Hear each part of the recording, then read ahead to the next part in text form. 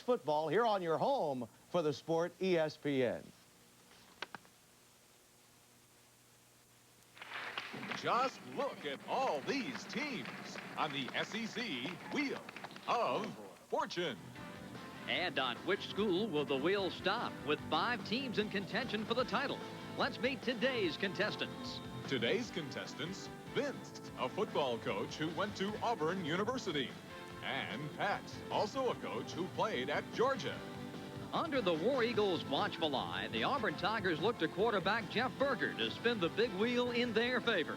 And acrobatic wide receiver Lawyer Tillman will play a major role in spelling out just who will win the SEC's Mad Scramble. Today's puzzle, an event.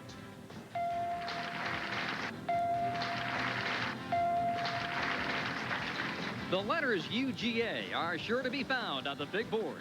The efforts of Lars Tate and rookie sensation Rodney Hampton will go a long way in completing the SEC puzzle.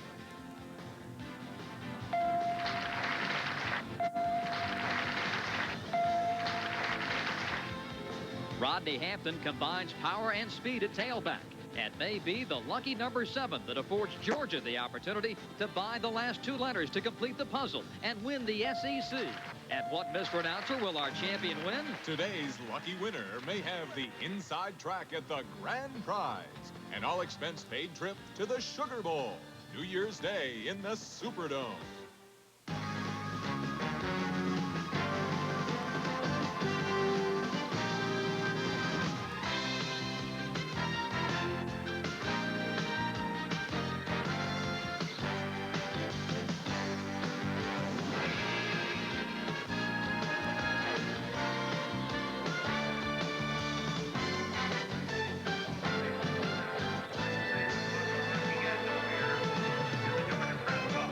ESPN's CFA College Football winds its way to Athens, Georgia, between the hedges, and they're going crazy in anticipation of a great matchup. It's the number 12 Auburn Tigers against the number 8 Georgia Bulldogs. Hi, everybody. I'm Bob Rathman, and welcome to the 91st renewal of the Deep South's oldest rivalry. My partner is Lee Corso, and Lee, Auburn is the league leader in the SEC. They're unbeaten. They do have the tie with Tennessee, and they've got the number 1 passer in quarterback Jeff Berger. Yes, Jeff Berger, number 12, is Auburn's star. He's completed over 65% of his passes. He's thrown 11 touchdowns. When he's hot, Auburn is almost impossible to stop. Big plays can also come from the defense. And outside linebacker Andre Bruce is a threat. 93 Bruce is one of the finest linebackers in the country. He makes the big plays. He's had 7 sacks and 3 interceptions. He could become a dominant force in this ball game. Lee, Georgia bases its attack on an outstanding running game, and they've got 2 dandy tailbacks. 32 Tate and 7 Hampton together have averaged over 195 yards per game this year. Tate's a senior. He's tough. He's inside runner, and he scores. Hampton can score from anybody, anywhere on the field, and he's only a freshman. And one of Georgia's main weapons has always been his defense. 93, Richard Tardis is a special case. He's from France. He's a special pass rusher. He's got 8 sacks. We're going to zero in on him and see how much pressure he can put on Berger. Okay, Coach. What are the keys today for the Auburn Tigers? Okay, Auburn. Auburn's got to control the Georgia tailbacks. They've got to stop Tate near the goal line. Auburn on offense has got to get the ball to number 85, Tillman. He can score, and he's a game breaker. The Georgia Bulldogs can clinch at least a share of the SEC title with a victory today. Coach, what are their keys to victory? Well, Georgia, they've got to be able to control the Auburn passing attack by putting pressure on the quarterback. But most important, Georgia has got to throw the football and throw it effectively to get some balance in their attack. It is indeed the biggest rivalry in the Deep South, Auburn and Georgia. Here come the Auburn Tigers.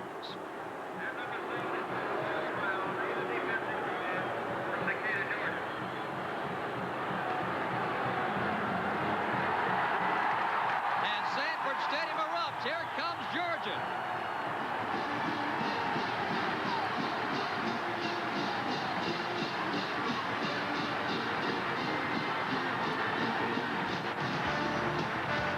ESPN's presentation of CFA College Football is brought to you by the American Express card.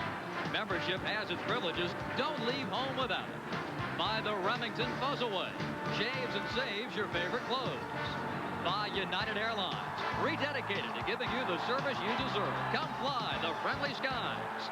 And by Michelob, so exceptionally smooth, the night belongs to Michelob. And for the victor of today's game, the SEC may well belong to them. It's Auburn and Georgia next on ESPN.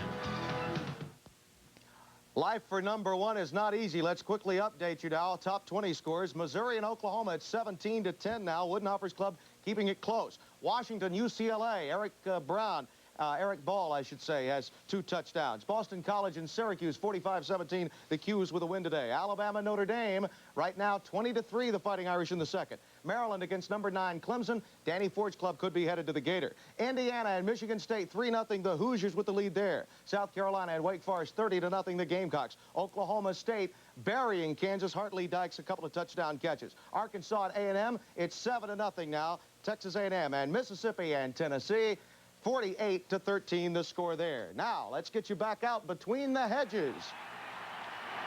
Okay, thank you, Tim Brendo. The head coaches on the left, Georgia graduate Pat Dye, the head coach at Auburn, and Vince Dooley, the Georgia head man, Auburn class 1954. Here's a look at the SEC standings, and it is quite a race, Lee, with Auburn at 3-0-1 and 2 league games to go. Georgia today and then Alabama in a couple of weeks. Georgia must win this football game. Auburn could tie and still go for the championship. Auburn won the toss. They defer their decision to the second half. It was up to Georgia. They will receive. And Chris Johnson is all set to kick it away for the Auburn Tigers. And it is Rodney Hampton to return for the Bulldogs over the 20 and out to the 25-yard line. Here's the Georgia offense. The quarterback is James Jackson. The running backs, Lars Tate and Alfonso Ellens.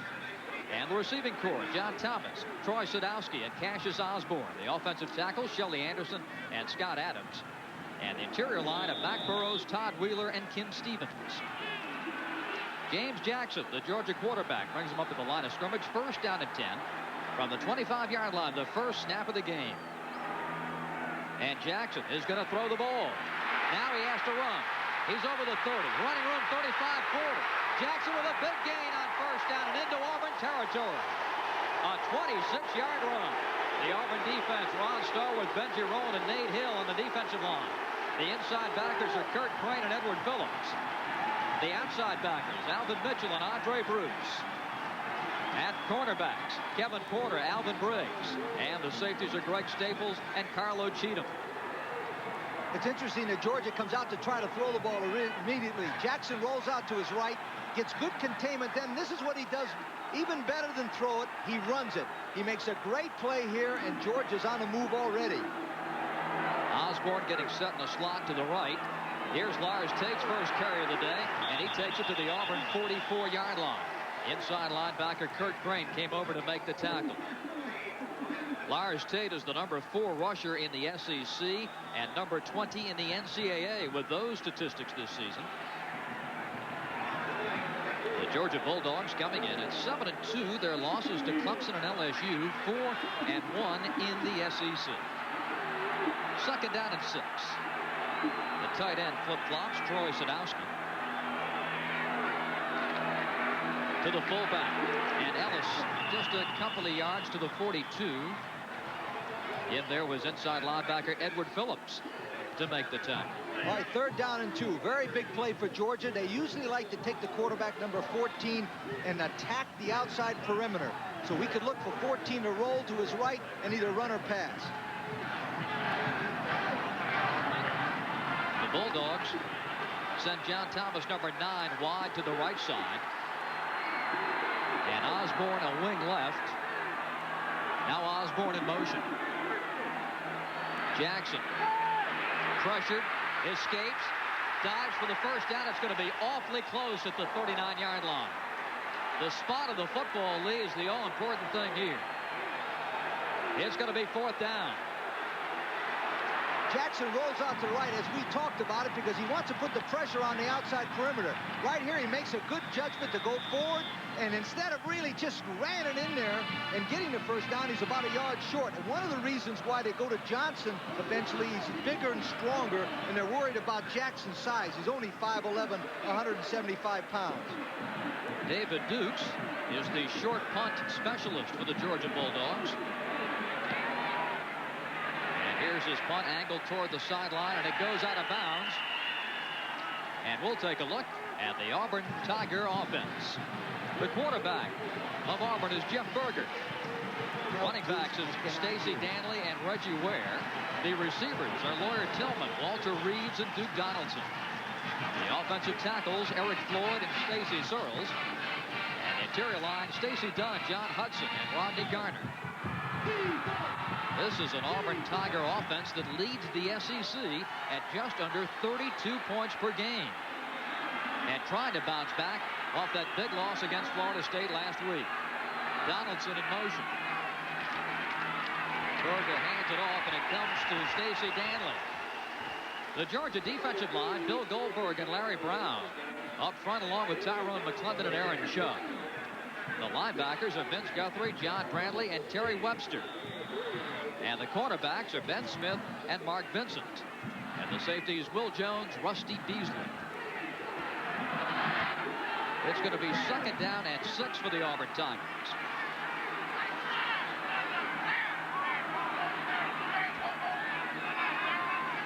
Berger on the draw. Danley climbs ahead to the 20-yard line. Stacy Danley, a redshirt freshman from Winston, Georgia, and a number of players, Lee, that crossing the border to play back in their home state today for Auburn. Danley has averaged over 5 yards per carry in the last 3 ball games. Now's Berger's first chance to throw the ball with 3rd down and 2. Usually in these situations, he likes to go to one of the backs coming out of the backfield for about a 4 or 5 yard pass. It's 3rd and 2.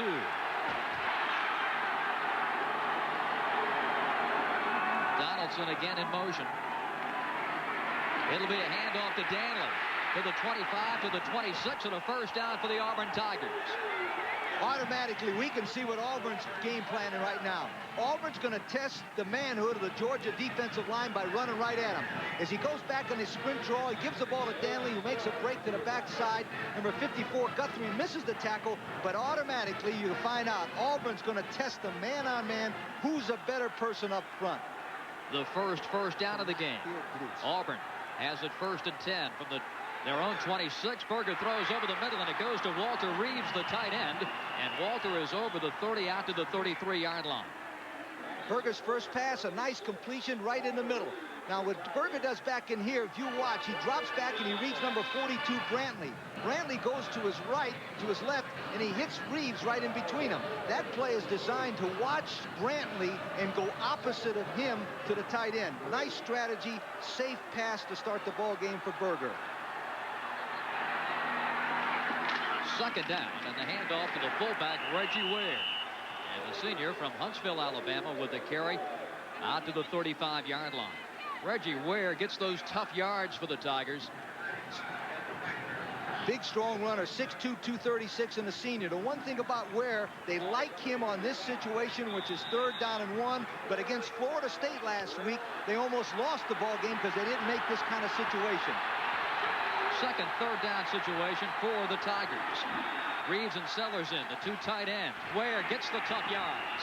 And a first down for the Auburn Tigers out to the 38-yard line. Well, there's a big difference automatically. The offensive line of Hudson, Dunn, and Garner up middle. Watch him in the front. And then in 66, Hudson gets a good block, and there comes Ware up the middle. That's a wedge blocking used about 1900 to run into the middle. An outstanding play because the linemen come off the ball, and the big fullback, 236-pound Ware, makes a big, important first down for the Auburn Tigers.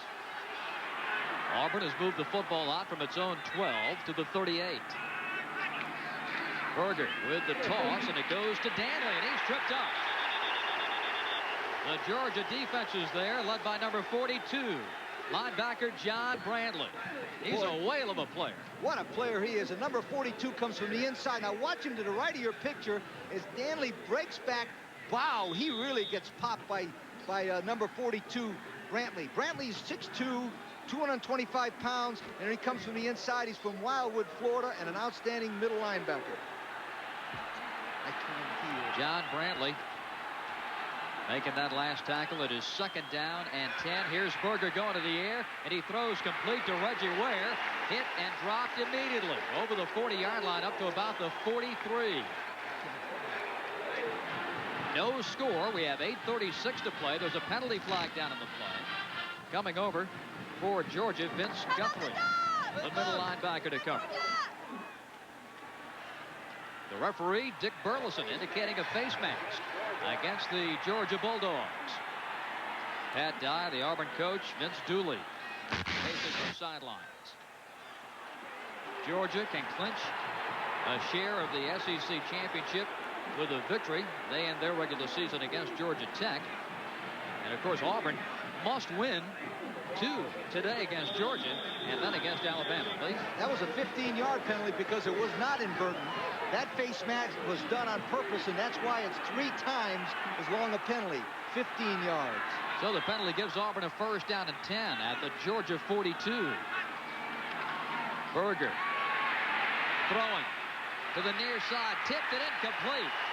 Fine defensive play for Georgia's roverback, Will Jones, as he tipped that pass away from Lawyer Tillman. They tried to get the ball to Tillman that time, like we talked about at the beginning of the show, but number 89, Jones, gets a good play. Now, it's a fake to the tailback and rolls to the right. Berger's right on target here, but watch Jones, number 29, just deflect the ball at the last minute. Notice, ladies and gentlemen, 2 red shirts on Tillman. That's the object. Keep that guy bracketed. 1 deep, 1 short, because he's a great football player. It is 2nd down and 10. Berger handing it off. Danley over the 40, down to the 38-yard line. I know, Lee, that you really respect the talents of Lawyer Tillman, not only as a receiver, but also as a runner. After he catches the football, that's what makes him even more dangerous.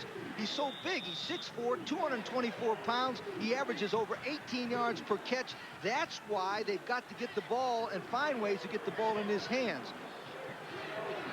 So another 3rd down situation, Lee. It's 3rd and 6 for the Tigers. See what Jeff Berger has in mind here. He's going to send to the near side Alexander Wright as a wide receiver. In fact, 4 go out. Berger looking, and it's going to be incomplete. He was trying to hit Stacy Danley out of the backfield. Ryan Shulman will come in to punt for Auburn as Berger misfires. Berger misfired that time because the pass receiver did not run the correct route. He thought he had him coming a little bit closer, but he went a little bit deeper than normal. Mike Bowen is the deep man for the Georgia Tigers. No score, 7:28 to play in the quarter.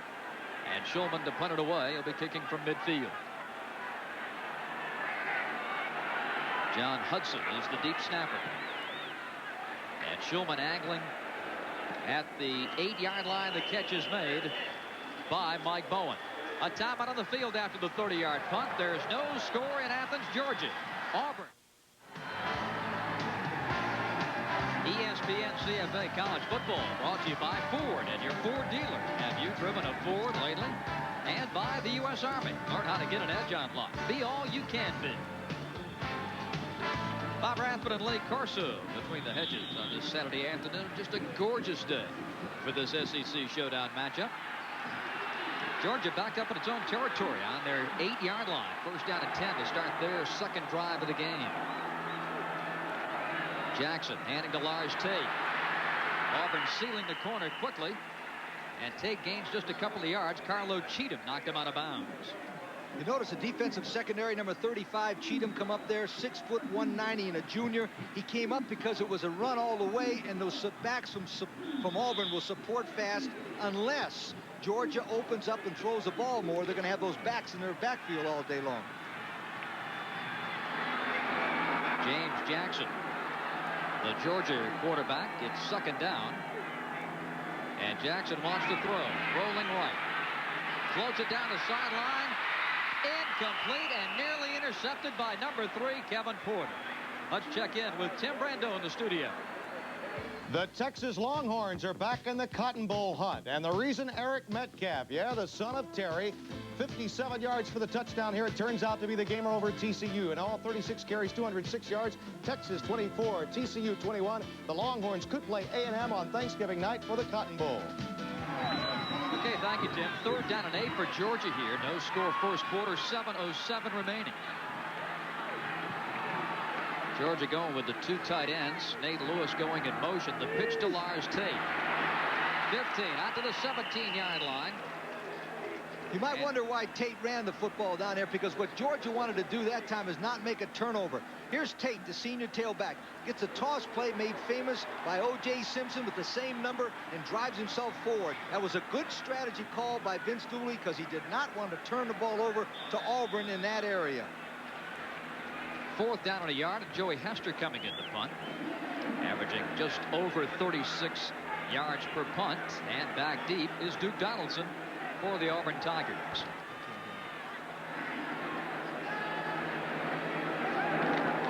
Hester controlling the high snap. Donaldson takes it on the run at the Georgia 45 and is hit immediately. 6:15 left to play in the opening quarter, and still no score at Georgia. This is the 91st meeting between Auburn and Georgia. Can't get any closer, Coach. Also, remember, since 1981, Georgia has not beaten Auburn on this field. So the home field advantage is not always the case in this big rivalry. Outstanding field position for the Tigers at the Georgia 46 to start the drive. Danley. Just a yard to the 45. Auburn picked up a great deal in field position, Lee. They were backed up on their own 12. Now they start the drive after the Georgia punt at the 46. That was their plan, to play good field position until they get an opportunity to let it open up. Now, one of the things that Georgia's got to be careful about is that Auburn will run a lot of the clock here because they've got a good balanced attack.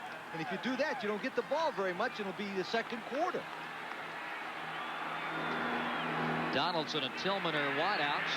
Berger throwing, and it's Donaldson at the 40. Gets the first down and out of bounds at the 35-yard line. Berger is now 3 for 5 in throwing the football in this game. And Pat Dye was telling us yesterday about what a great practice Berger had on Thursday. Berger's an outstanding quarterback, and as I said at the top of the show, when he's hot, they're almost impossible to stop. The one thing you like about here is he throws the ball off his front foot with the pressure from the defensive lineman 97 in his face. Giles. Berger is the key to the Auburn attack. Watch him. He threw 55 passes in practice Thursday, hit 54 of them, and the one miss was a drop. Here's Donaldson at the 30, and out of bounds at the Georgia 24. Berger throws it left, and Berger throws it right with the same results. The one thing you like about Berger, he's getting good protection also. Number 63, Eric Floyd, in the left tackle, is making a good job, good protection on our star of the pregame show, 92 Targets. He can't get by him because the big guy, 6'5", 270 Floyd, has got perfect body position on Targets, number 92. Auburn's picking up its 5th first down of the quarter. 5 minutes remaining, no score, but Auburn now at the Georgia 23-yard line. Over Donaldson's head and incomplete.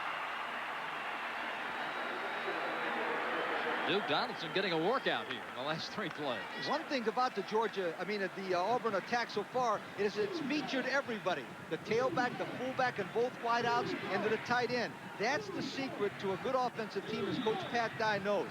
Coach Pat Dye is one of the most disciplined football coaches in the country, and he also serves as the athletic director of a great athletic program at Auburn. It's amazing, too, the way Pat has changed his offense. Of course, so dominating was the Auburn running game in past years.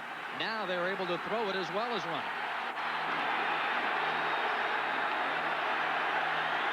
Berger on second down. Danley was tripped up and stretches out to the 21-yard line. That was a nice little draw play that time. Auburn has been throwing the football a lot. This time they come back to pass the ball, but they slip at the number 32, Danley, who gets a pretty good block on the left side by Stacy Dunn, number 79, and he goes forward. 3rd down, 7. One of the things important here for the Auburn team early in this game, don't turn it over. If nothing else, we'll get 3 with a field goal after this play. Auburn has been much better than that in the first quarter today. Let's see if they can convert this one. Berger under pressure, throws into the end zone, complete, touchdown, Lawyer Tillman.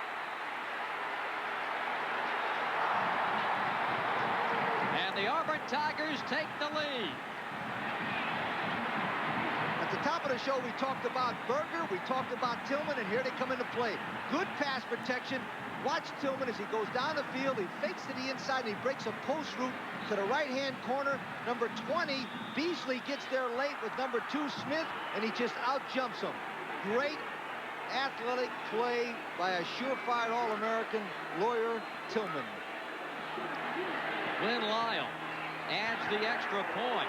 6'4" Lawyer Tillman brings it down to give Auburn the lead.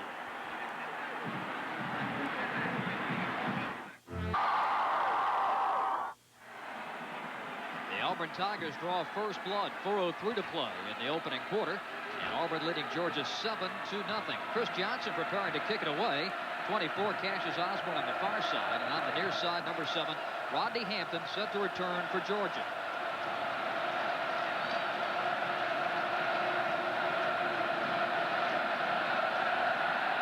And Johnson's kick sailing Hampton's way at the 5. 15, 20. Cuts back. 30. Breaks a tackle. 37-yard line on the return for Georgia. Auburn, excuse me, Lee. Jeff Berger, number 12, the quarterback, will roll out to his left. He gets a lot of pressure from number 42, Brantley, the middle linebacker, right here, but he stays in there under the face of a lot of pressure and throws the ball beautifully to Tillman, number 85. Tillman will come down, fake it to his right, and run a quick out post, and he beats number 2, Smith, and number 20, Beasley, to the corner, and then he just gets great jumping ability. Tremendous play by Berger and Tillman. 21-yard pass to that man, Lawyer Tillman, completes a 46-yard drive. Georgia with it. Jackson to throw. And it's complete at the 50-yard line. Cassius Osborne making the grab. So James Jackson hits a pass, and Georgia's got it into Auburn territory. And a nice call from the Georgia bench. It was a fake run, and 1st and 10, they have a tendency to run the football. They faked the run and had a nice little bootleg with number 24, Osborne, coming across. Georgia's got to do more of that to soften up the great Auburn defense. That was a 16-yard pass play for James Jackson. 1st and 10 from the Auburn 48. The pitch goes to Rodney Hampton. He is hit and taken down back at the 48-yard line. Tremendous play by free safety, number 35, Carlo Cheatham, the junior from Sheffield, Alabama. And you called it right, the free safety, 35. Nice toss play to Hampton to the outside. But here comes 35 to the top of your picture and makes the play right there with a good solid tackle. Remember, I said before, if 35, Cheatham, and 45, Staples are up there too fast, that means that Georgia's got to throw the football a bit more to loosen those guys up. Elsewhere, NC State leading in that ACC battle. Ohio State hanging on in the 4th quarter. Georgia has it 2nd down and 10. Hampton to the 45. More scores in college football today. It's 7-0 here, Auburn leading. There's that Ohio State score over Iowa in the 4th. Purdue 5 up on Northwestern also in the 4th quarter. Kansas State is winning, as is Wyoming, the Western Athletic Conference leaders. It's 3rd down and 7 for Georgia at the Auburn 45. Jackson cuts it back in. 35, loses the football. And we'll wait for the officials to indicate it is Auburn football. Recovering is Kurt Crane. Number 14, Jackson, rolls to the outside, and Auburn's got excellent coverage on him. They make him turn it to the inside. Number 90, Smith, makes him go to the inside, but now he's not tucking the ball away. See him running with the ball free right there in its strip. Boy, Coach Dooley is on him right now on the sideline, telling him, put that ball away when you take a run like that. Kurt Crane with the fumble recovery, and that is another turnover that Auburn has gained. A whopping 34 turnovers in their favor. Now the Tiger offense has it 1st and 10 from its own 25-yard line, leading Georgia 7-0. One thing about Berger, the way he came on the field, he knows he's hot. He ran on the field like, give me the ball. I can't wait to start playing. And boy, that's bad news for Georgia if he gets hot, because he's a dynamite football player, and the leader, number 12, is of the offense of Auburn. Van Dyke. Only Georgia has won more than Auburn in the SEC in the Dye years at Auburn. And the Tigers trying to make it 3 straight wins between the hedges. The pitch to Danley. He picks up 5 to the 30.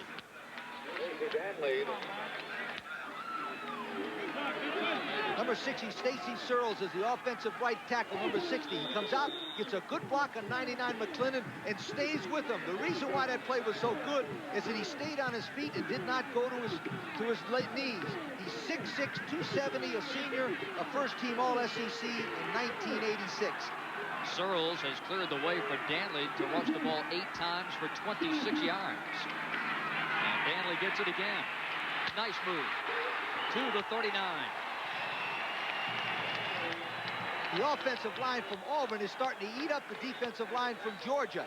Now, number 20, Peasley, will come up and make a good block, a good tackle on this play, but by the time he gets to number 20, Georgia's in trouble. Number 20, the free safety, comes up and makes a good tackle, but you gotta love the way that Danley dropped that shoulder and punished number 20, Peasley, for coming up and hitting him. Danley has gone out of the game, and another freshman, Harry Mose, has come in at the tailback spot. You see Harry getting lined up in a wing left. Reggie Ware is the fullback, and Duke Donaldson in motion. Berger over the middle, and it's complete to the tight end, Walter Reeves. The offensive line of Hudson, 66, Dunn, 79, and 76, Garner, are giving Berger tremendous protection. As you watching this replay, watch the interior linemen all come up. They all got their hands out in good position. Just enough time. Number 57, Jones, comes over and picks up the leaking rusher. Reeves is wide open in the middle. Auburn is on the move again. Nearing the end of the opening quarter. Ware runs into his own man, but he's so powerful, able to carry a couple of tacklers over the 50 to the Georgia 49. The Auburn Tigers, you wouldn't know it by the look on the bench, but they're leading in this game, 7-0. Auburn looks like they're on a mission. They don't look like the same football team we saw in the films against Florida State. The line is coming out. Berger's got the confidence. They look like they're coming here to really stick it to Georgia and beat them at their own game, man on man up front. Only 4 seconds remain. The clock is running here in the quarter, and the period expires. That is the end of the first quarter in Athens, Georgia, and visiting Auburn, leading the Bulldogs 7-0.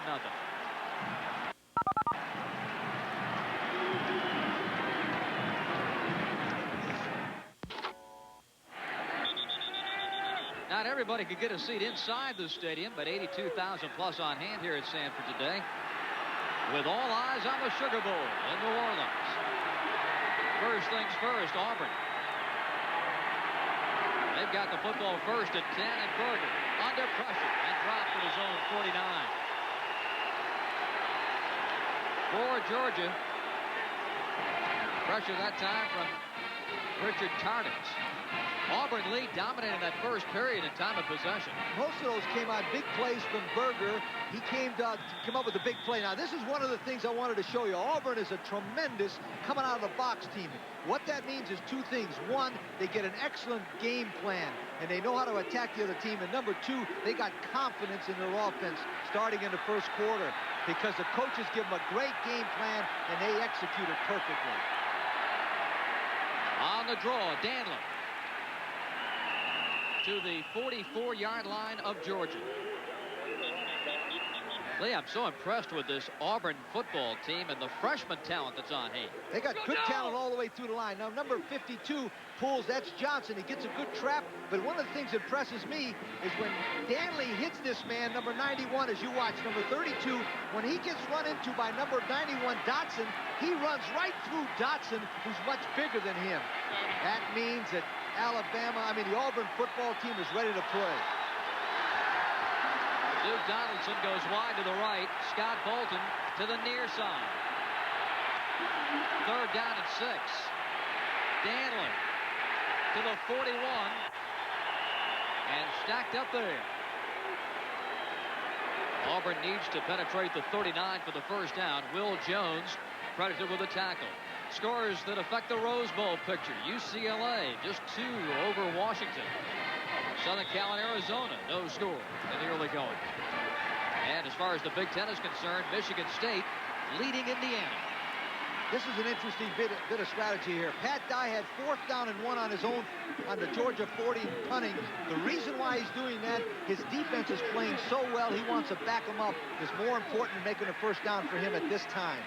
Ryan Shulman handles the low snap. Mark Bowen will allow the football to hit. It gets a Georgia bounce. Auburn quickly to cover as the football comes back at them to the 25. A 16-yard punt for Brian Shulman. Whose ideas? ESPN's coverage of CFA college football brought to you by Jeep. There's a feeling you can get only in a Jeep. And by AT&T, the right choice. By Rathman Lee Corso, the setting sun in Athens, Georgia. 12:41 to play, second quarter, and Auburn leading Georgia 7-0. Georgia starting out 1st and 10 at its own 24-yard line. Jackson trying to throw, but under big pressure from Quentin Riggins, the linebacker. An interesting piece of strategy that time. Number 41, another linebacker come in. Georgia is doing so much running that Auburn put in number 41, an extra linebacker. He blitzes in the middle. Jackson, number 14, can't get away from him, and Riggins makes the tackle. Interesting. They took out a defensive back on first down and in place number 41, Riggins, in his place. So Riggins goes right back out of the game after the sack, and now it's going to be 2nd down and 19 yards for Georgia. Lewis lines up in a wing left. The freshman backfield, and Rodney Hampton, the ball carrier. Breaks a tackle. Moves it out to the 24-yard line.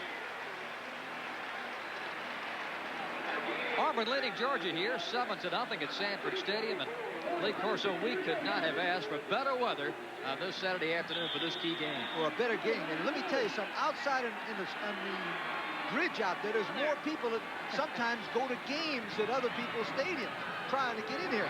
Perfect weather, no excuse game though. Coach can't have any excuse in this one. You either win or lose it on the field. 3rd and 10. Jackson, quarterback draw, 35, out to the 39-yard line, and that's going to be a Georgia first down. Jackson, a little slow in getting to his feet. He's shaken up.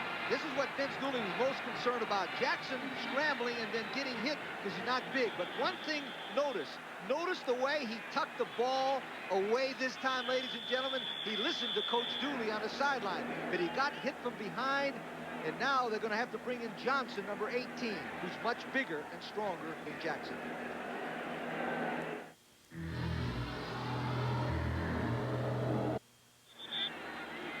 The right guard, Tim Stevens, number 68, drops back the pass, and he's blocking number 95, David Rocker. He invites him to the outside, and Jackson runs up the middle. Jackson is hit right here from behind by 39, Crane. He's out of the ball game. 18, Wayne Johnson has taken his place. And Johnson hands it off to Rodney Hampton. And just a tough yard or two there out to the 40-yard line. There's a look at Jackson on the bench. He has rushed the ball 5 times for 56 yards, 1 for 2 in passing for 16. Coach Dooley told us at lunch yesterday he was very concerned about Jackson running the football and getting hit because he's not very big. He only has 1% body fat. He's a perfectly conditioned athlete, but he's not very big. Now, the quarterback will run, and Wayne Johnson gets it over the 40 and up to the 43. Not a long look that time before Johnson decided to take it himself. Johnson is not a young player. He's 6'4", 213, and a junior. He beat Auburn last year over at Auburn with a great effort. So he's a good quarterback, and Coach Dooley's got a lot of confidence in his ability. In that game, Johnson with a touchdown pass, and he also ran for a touchdown as the Dogs won 22-16. 3rd and 7.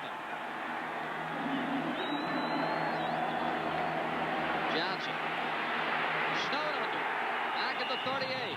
Kurt Crane was there. 41, Quentin Riggins was there. Number 41, Riggins made the tackle on Johnson. Auburn's putting a lot of pressure on him. Number 92, Starworth, and number 96, Rowland, run a little stunt in there. And 94, Ogletree puts the pressure on him. What they're doing right now is they're doing a lot of stunning, which means one lineman will go one way and the other lineman will go the other way, and confusing the Georgia offensive line. But they'll get that thing straightened out in about 3 minutes. Duke Donaldson to receive the Joey Hester punt. High snap from Mark Lewis. Donaldson fair catching at the 23. 8:56 to play, second quarter, still 7-0. The injury update on Georgia quarterback James Jackson. He's got a bruised knee. He could return. Meanwhile, the Auburn Tigers have it. First down and 10 as they start this drive from their own 23-yard line. Donaldson and Bolton, the wideouts. And I-backs behind Jeff Berger. Bolton in motion. Danley taken down on a fine tackle at the 25-yard line. Coming up tomorrow on ESPN, a big day of NFL football. We kick things off with Game Day at 11:30 Eastern Time. Then NFL Prime Time with the day's finest recap anywhere at 7 Eastern Time. And then the Raiders and the Chargers at 8 p.m. tomorrow on ESPN. Danley, the Auburn tailback, has rushed the ball 12 times for 47 yards. Berger looking to throw. Zips it to the sideline, and it is going to be incomplete. Bidding for the interception for Georgia, Will Jones, the Roverback. You recall he tipped that pass earlier in the first quarter. Good call, Bob, because that's the same defensive coverage they had. They had a bootleg action this time, and they're double covering Lawyer Tillman, number 85. He rolls to his left, he throws, but Jones has got the short coverage, and he does a good job of almost intercepting it. Remember, he's got to have that ball like a pass receiver and control it before it goes out of bounds to be a pass interception. Well, Lawyer Tillman's a marked man. Great player. Third down and long. Berger has all day to throw. Incomplete at the 42. And unable to hang on was Scott Bolton, number 24. Bolton missed this ball because he didn't catch it in his hands. Berger is right on target. He gets good pass protection by the Gardner, number 76. Now watch, he tries to catch the ball with his belly and not with his hands. You've got to reach out and catch that ball with your hands. It bounced right off his shoulder pads. And then bring it in. Yes, sir. Here's the punt by Brian Shulman. Nate Lewis is back for Georgia and makes the grab at the 25. Can't go nowhere. There's a timeout on the field. Auburn leading Georgia 7-0.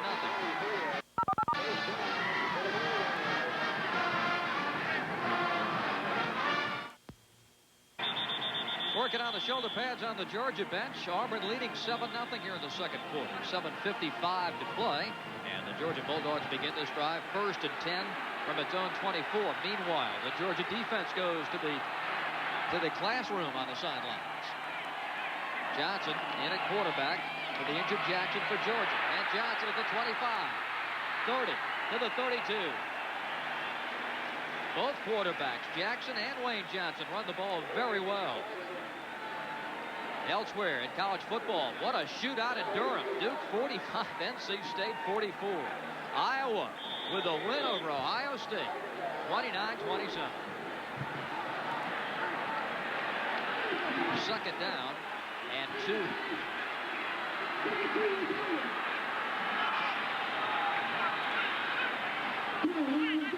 Long snap down for Wayne Johnson. Lars Tate finds a hole, gets the first down at the 35. As you can well imagine, Lee Corso, a lot of Bowl Scouts in attendance at this big game. These teams always go to bowl games. They're always in that bowl games. Auburn has appeared in 5 straight bowl games and won 3 or 4 of the last 5. Last year, Auburn went to the Citrus Bowl, and Georgia went to the Hall of Fame Bowl. Had great games in both of those appearances. Georgia will be going to its 8th straight bowl game. The tight end, Kirk Warner, lining up on the right side. They fake it to Tate. Pass is batted down. It's received by a lineman, number 68, Kim Stevens. The Georgia coaches told us he could do it all, but I don't think they had catching passes in mind. There is a penalty flag. Now the officials will be a rollout. Remember, once the ball is deflected, the rule is anybody can catch the football and advance it. That's a correct call. Auburn touched the ball. Stevens, number 20, 68, caught it. Now watch. 92 gets his hand on the ball. It is now a free ball. Now number 68, Stevens, gets it and advance it, put it on his record for 1 catch, 7 yards reception. And the officials knew it was a legal play. They picked up the flag and put it back in their pocket. It's first down and 10. Johnson, hands off, and it's going to be the fullback, Alfonso Ellis. And he'll take it over the 45 to the Georgia 46. 7-0 Auburn, 6:15 to play here in the second quarter. Now number 68, the middle of the offensive line, is doing a good job of blocking on there, but what happens is they leak too fast to the outside, and in comes 94. Ogletree makes the tackle on Ellis.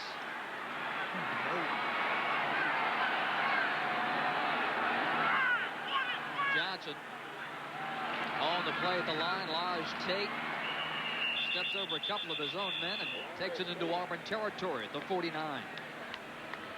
That is the 6th time that Lars Tate has rushed the ball today. Picks up 4 to give him 28 for the day. They got Lars Tate in there now because he's a bigger, stronger running back than Hampton. And Vince Dooley knows right now he's playing against one of the better Auburn teams that he's played again.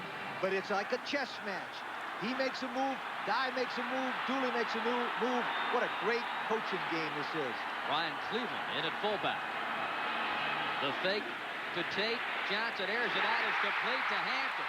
A check it to Lewis, and Lewis takes it down to the 23-yard line. The offensive line gave him great protection that time. He faked the Lars players Tate on the replay. You'll see he fakes the Tate and freezes everybody. Watch, the lineman make it look like a run. Number 63, Reeler, gets a good block, a good fake to Tate. But then, ladies and gentlemen, this is a shot. He throws that ball right on the line to number 8, Lewis, and gets a big first down. If he hits another 1 or 2 of those, watch out, the Bulldogs are on their way. Down to the Auburn 23 after a 26-yard pass play. Lars Tate to the outside. Tried to cut back, and his feet went out from under him. Then he was knocked down by number 93, Andre Bruce. Bruce is a dominant player. Dominant, 6'6", 236. He was the most valuable player in the 1986 Citrus Bowl against Southern Cal last week. He can really play. Montgomery, Alabama. He's got 7 sacks to lead the team. Had 3 interceptions in one game against Georgia Tech earlier this year, and a miracle Auburn rally. The pitch to Tate. To the 20. Let's check out what's going on elsewhere. Here's Tim Brando. Tim? A non-conference conference game, if you will, for Alabama, gentlemen, against Notre Dame. The Irish up by 2 touchdowns, and Rice looks long for guess who? Tim Brown. Another catch for the Downtown Athletic Club. That leads to a field goal to make it 23-6. Right now, the Fighting Irish over the Crimson Tide of Bill Curry. And, of course, Tim will be coming up at halftime, gathering his notes, all the scores and highlights. Georgia driving. Johnson bottled up and knocked down at the 22. It looked, Lee, like there may have been a mix-up back there. It looked like it, but it was a quarterback draw. They love this play because it gives the impression that they're going to throw the ball, but those good runners will come up in the middle and block. As you watch Johnson, he comes back, he's going to throw. He wants to fake a little draw play and go up the middle. Number 93, Bruce, is there. But if they can get 3 points here, it's only 7-3. They've taken Auburn's best shot, and they're back in the ball game. Steve Crumley to attempt a 38-yard field goal. And the kick is good. Steve Crumley with his 14th field goal in 16 tries. And Georgia is on the board. Crumley, that's an important kick because it gets Georgia on the scoreboard. It's only 7-3. Now, you tell me if Vince Dooley makes it. Do you make it, Vince? Yeah, had it all the way. Had it all the way. So Dooley's Dogs now are 4 points in arrears. 7-3 is our score. 3 minutes and a second to play in the second period. There's one thing about Vince Dude I'd like to add right here is the athletic director who's got an outstanding record. The Georgia's men and women's athletic programs combined have been the most successful in the SEC 5 of the past 7 years. Great football coach and an excellent athletic director. Coming up next, we'll have the Penn State Nittany Lions ready number 16 against the Pitt Panthers. 7:30 Eastern Time on ESPN. Jim Kelly, Kevin Kiley to bring you the action from Pitt Stadium. Auburn 7, Georgia 3 here in Athens. 3:01 to play, second period.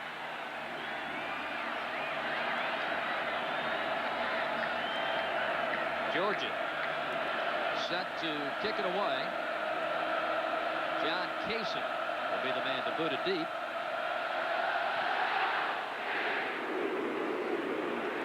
And at the 2 it is Bolton. 15. Over the 20 and out to the 22.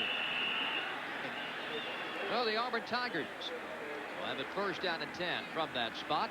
Jeff Berger talking to Pat Sullivan, not coming into the game. Well, Pat Sullivan has sure made a difference for this young man. Absolutely, and there's been 2 Auburn Heisman Trophy winners. One of them, 1971 Pat Sullivan, 1985 Bo Jackson. But Sullivan and Berger have been a dynamite combination. 7-3 Auburn. First down and 10. And now there's some confusion, and Auburn has taken a timeout. Timeout on the field. Berger back to the bench, and we'll come right back.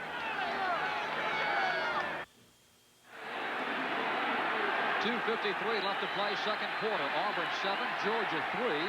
The Tigers have it. First down at 10 from their own 22, and Jeff Berger going to work. Floats it out to Danny at the 25-yard line. Terry Webster, the weak side linebacker, came over to make the tackle for Georgia, as Danley showing us his talents as both a running back and a receiver. Terry Webster is from Haines City, Florida. He's had 106 tackles this fall. While he was in Florida, he was the state shot put champion. An outstanding athlete right there, number 60, Terry Webster. This time Auburn brings Bolton and Donaldson as wideouts to the near side on second down and 7. Lawyer Tillman to the right. Again, they swing it to Danley. Over the 30 and jumps for the first down out to the 34. 2 interesting calls. In this replay, you're going to see a little flare pass. The reason why this flare pass is called is that Berger could get the ball to Danley. Danley can get the first down. If he doesn't get the first down, he can run out of bounds because there's only 2 minutes and 8 seconds to go. But there's a lot of hitting on this game, folks. And watch out. They'll hit you. Your own man will hit you. So it's a game of survival of the fittest. Boy, that isn't the biggest signature statement of the SEC. They come to play defense in this league. Here's a pass to the tight end, Reeves. And Reeves is out of bounds, stopping the clock with 1:47 to go in the half. Mike Brown ran him out of bounds. Terrific drive by all of them. There's Pat Sullivan in the orange sweater, giving the play to Berger, number 12. He hit Reeves coming across the middle so that Reeves could go to the sideline and step out of bounds and stop the clock. Terrific call that time by the Auburn bench. A 13-yard pass play pickup for Jeff Berger. First down and 10 from the Auburn 46.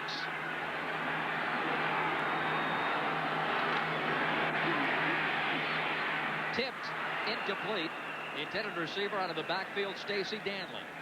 On the sideline, you'll see Pat Sullivan. The reason why he has an orange sweater on or a jacket is that so Berger could see him easy. There's nothing but white and blue and one orange. And now he's signaling in to Berger right now. Do whatever you want to do it. If it looks good, I'll take credit for it. That was the signal. Now, Pat Dye is telling him what he wants on the next play. The head coach is always 2 plays ahead of all the assistants. Berger 9 for 15 for 86 yards in passing. Second and 10. Donaldson spins away from his man, jumps out of bounds to stop the clock with 1:33 to go in the half. That's so important. It's so important because number 29, Donaldson, got out of bounds. A good play. Watch, Berger will come back, set his feet. Really good. It's hard to throw to the left as a right-handed quarterback, but he hits Donaldson. Now, 54, Guthrie misses the tackle right there and allows Donaldson not only to get an extra yard or 2, but get out of bounds and stop the clock, which is most important in a big drive like this. Donaldson and Wright are the wide receivers. Tillman out of the game for the moment. The give is to the fullback, Reggie Ware. He'll pound it down to the 42.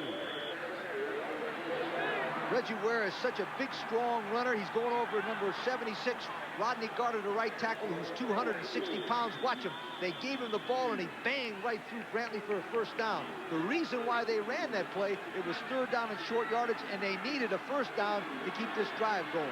Donaldson wide right. Lawyer Tillman back in the game wide left. Mose is the tailback with Ware. Complete. Reeves. Penalty flags are down. Up to the 32-yard line. 1:05 to go in the half. But a penalty to be decided, and that flag, Lee, was thrown back at the 49-yard line. Well, it was thrown where the linemen are, so it looks like it's an offensive holding by the Auburn team. Dick Burleson. Holding on the offense. The offensive line is isolated. Take a look at number 76. I believe he calls it on him right there, grabbing a hold of 97 Giles and keeping him out of the play. A nice play, but what he did is he had his hands out in front. Now watch 76. He's trying to hold on to him. 60's got a piece of him too, but let me tell you something. The one thing about holding is you never hold with your arms out wide. You always hold them in close by the numbers so they can't see you. Pat Dye's Auburn Tigers now backed up. First down and 20. Back at the 48. Berger has time, and he gets it to Danley, and Danley down to the Georgia 38. Nice catch by the redshirt freshman from Winston, Georgia. Danley right now come out of the backfield with a nice little catch, but Berger right now is calling all the plays in the line of scrimmage. If you watch him, he's setting his team up, he's giving them hand signals, and he's calling the plays with no huddle. 35 seconds remaining in the half. Berger tossing complete to Duke Donaldson. He's down at the 33. Clock is stopped as the officials have to set the chains. Auburn's doing a smart thing. They're taking everybody and driving them deep, but they're bringing one guy, this time number 29, Donaldson, short. They've always got somebody coming underneath, so if the deep man is covered, they can always dump it off to the short receiver. There has been a timeout called. Coming up at halftime, Tim Brando with all the scores and highlights. He'll bring you up to date on the bowl situation as it continues to change almost minute by minute. 1 week from today, those bowl bids go out. Timmy's got all the scores coming up at halftime. What's going on the sideline right now, Pat Sullivan is talking to Berger, and Pat Dye is listening, and then he will say something every once in a while. Right there, he's telling him exactly what he wants. They're looking up at the clock. 28 seconds, one timeout left. If the ball is completed in the middle of the field, call a timeout, and we'll kick a field goal. If the ball is on the outside, don't worry, we'll run out of bounds. Vince Dooley is trying to get out of here 7-3 because he's taken Auburn's best shot, and he's only 4 behind. Jeff Berger has had an outstanding half throwing the football, 12 for 18 for 114 yards. Third down and 1 from the Georgia 33. Ware picks up the first down to the 31. 24 seconds left in the half. Okay, what they did that time is run the fullback to get a first down, and then they call their timeout, which is the last timeout they've got right now. Now Berger goes to work. Sullivan is telling him right now, look, we're going to the 2-minute drill, which means if you complete a pass, step up and throw it out of bounds to stop the clock. We do not want to have an interception. We'll take 3, so we have a 10-3 lead at halftime.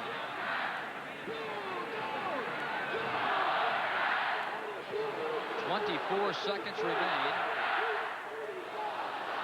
Vince Dooley in a must-win situation today as far as the SEC title is concerned. One of the things you want to keep your eyes on right now is number 85 deep in one of the corners, because remember, if they send 85 deep in a corner, they might get a pass interception, or he might just out-jump everybody, and it looks like a great pass, but it's a touchdown. Lawyer Tillman out-jumped everybody to get that touchdown pass in the first quarter. He's 6'4", and he can use that frame and those amazing hands of his. I love the line by Coach Dye about Lawyer Tillman, Lee. He said that Lawyer Tillman's got suction cups on his fingers. Watch him in the right-hand corner. Berger. Donaldson out of bounds with 19 seconds to go in the half. They're double teaming Tardis, number 96, so they can't get in. But let me tell you something on this play. It's good pass protection, but this was a great play by everybody involved in the Auburn line. 54, Thompson just runs him to the outside. 36, Ware gets a good block. There was two guys in the top of your picture. There was two guys on number 85, Tillman, and left Donaldson wide open. But watch Tillman in the left-hand corner or Donaldson on the sideline. Time remaining in the first half. Berger has time. The sideline, Donaldson out of bounds with 12 seconds to go in the half. Okay, same play. What they do is they're sending Tillman down about 15 yards and breaking him to the touchdown to the corner, and then what they're sending Donaldson out about 12 yards to the flat. Now watch the left side of your picture. You'll see in the top of your picture number 85 Tillman. He's a decoy out there, and if they double cover him, the number 29 Donaldson is open. That is one of the best theories I've ever seen in a 2-minute drill, and they're working it to perfection. First and 10, Auburn at the 17. 12 seconds with which to work for Jeff Berger and company. They throw it up for Donaldson. Incomplete and no penalty flags. What everybody's yelling about, they wanted an offensive pass interference call on number 25 Donaldson, but they didn't get it this time. On the replay, here comes Tardis trying to come in there, and number 54, Guthrie, comes in and hits the quarterback, but Auburn did a nice job. They did not give the ball up, and they're trying to go in 10-3, as we talked about 3 seconds ago. Win Lyle puts it down at the 24. This will be a 34-yard attempt for the Auburn place kicker.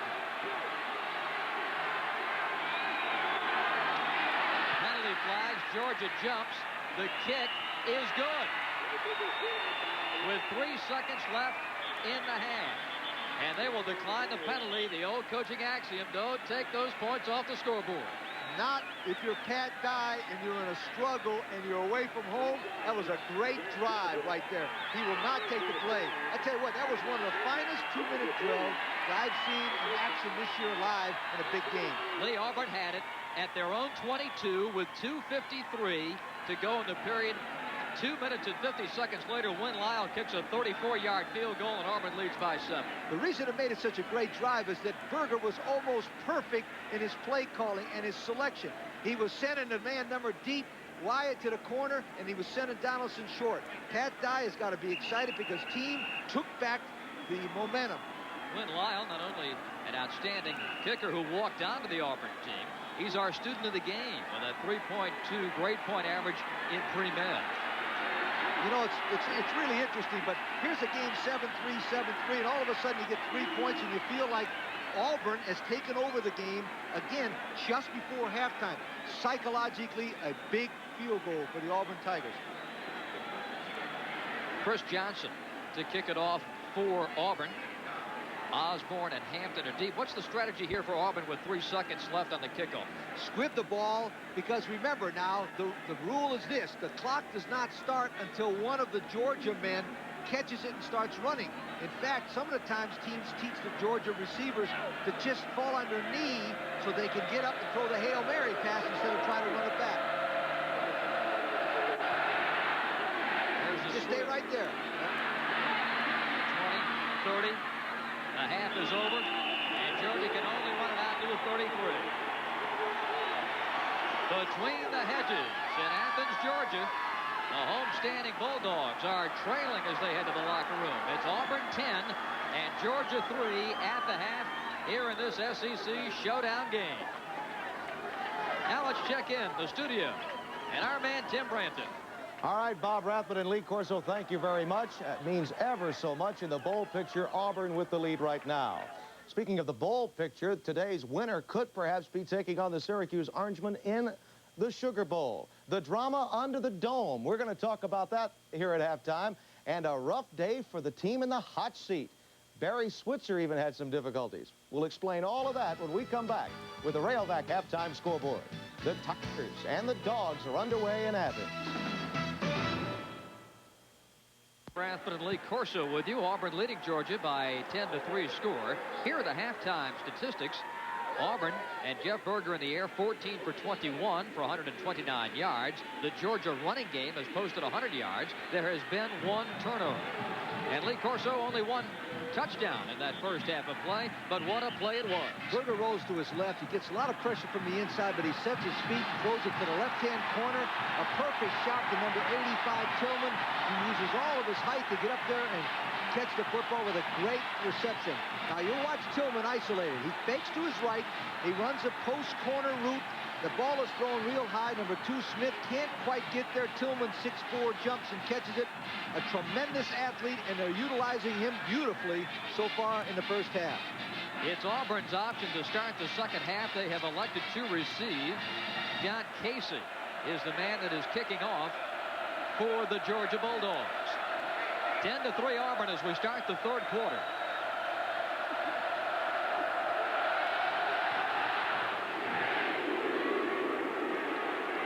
And the kick comes down to Harry Mose. 15, 20. Mose trying to get to the outside, 25.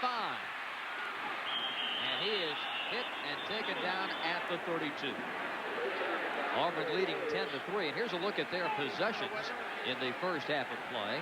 They really dominated possession time in the first quarter. They kept it away almost 12 minutes to 3 minutes for the Georgia Bulldogs. The touchdown pass to Lawyer Tillman there. Couple of punts. And then the field goal by Win Lyon. Jeff Berger at quarterback. Duke Donaldson is in the game along with Lawyer Tillman, and Walter Reeves is the ends. Danley and Ware are the setbacks. Berger throws. Donaldson catches at the 30, out to the 34. Lee, with 82,000 on hand here at Sanford Stadium, they haven't had a lot to cheer about today. Auburn has led throughout, but I got to believe that's going to be a big factor later in this game. Absolutely. One of the key statistics we'll show you later on is that Georgia has scored 91 points in the fourth quarter and completely dominate their opponents. Stay on, folks. It's going to be a great game. Some movement in the line, and penalty flags go flying. Second down at 7 for Auburn. Georgia seems to think the movement came first from Auburn. Our referee today is Dick Burleson. Dead ball foul. False start. Offense. Repeat the down. Once an offensive lineman puts his hands down, he cannot move. Number 60, Searles, moved his right hand. 5-yard penalty, and it got the crowd into the game. Hand off to Danley. Danley is finally taken down as he got back to the original line of scrimmage, which was the 32. And a penalty flag is down.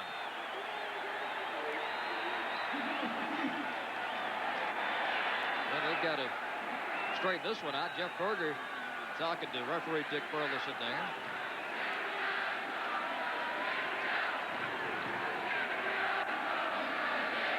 Grabbing the face mask. 5-yard penalty. Repeat the down. 5 yards means he didn't do it on purpose. It was inadvertent. Remember, we had a 15-yard penalty before. There's Stacy Searles, number 60, isolated. He runs smack into number 29, and right there's the face mask for 5 yards. Remember, the 2 face mask penalties could be 5 yards if it's not done on purpose, and 15 yards if it's done with intention. Auburn 10, Georgia 3. Second down and 6. Tillman in motion. Ware stacked up. It'll be third down and about 3 for the Auburn Tigers. It's an old coaching saying, but it's really true. The first 2 series, offense and defense in the second half, usually determine who takes over. And right now, it's third down and 3. And if Georgia can stop them right here, this place is going to go crazy. And there's Jackson getting ready to come back in if and when the Bulldogs stop him. He injured his knee in the first half. 2 tight ends for Auburn, Reeves and Sellers. Ware is the short yardage man, the fullback. Berger fakes it to him, throws. It's complete. The catch made by Harry Mose, and he's off to the races. Mose at the 25. Mose to the 10. Brought down from behind at the 5. And a magnificent play call for the Auburn Tigers. What a call, what a call. The reason it's a great call is they've been giving it to Ware every single time on third short. Now watch the fake. Berger to Ware. Look at that fake. 36 has got it. Oh, no, he doesn't. And all of a sudden, Berger throws the ball out in the flat to Mose, who breaks the tackle by number 20, Beasley, and he goes down the field.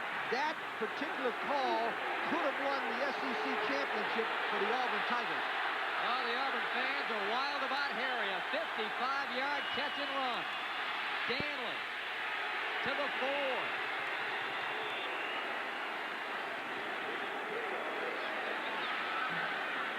Danley picks up 3 more. Stacey Danley's been the leading rusher in this game. He's got 54 yards for the Tigers today. It's very, very important that Auburn jump ahead 17-3 because Georgia has a running team and not a great passing team. It takes them longer to catch up, and that's what Pat Dye's telling them. We've got to get 7, but make sure we get at least 3. Second down. And goal for the Tigers. Tillman in motion.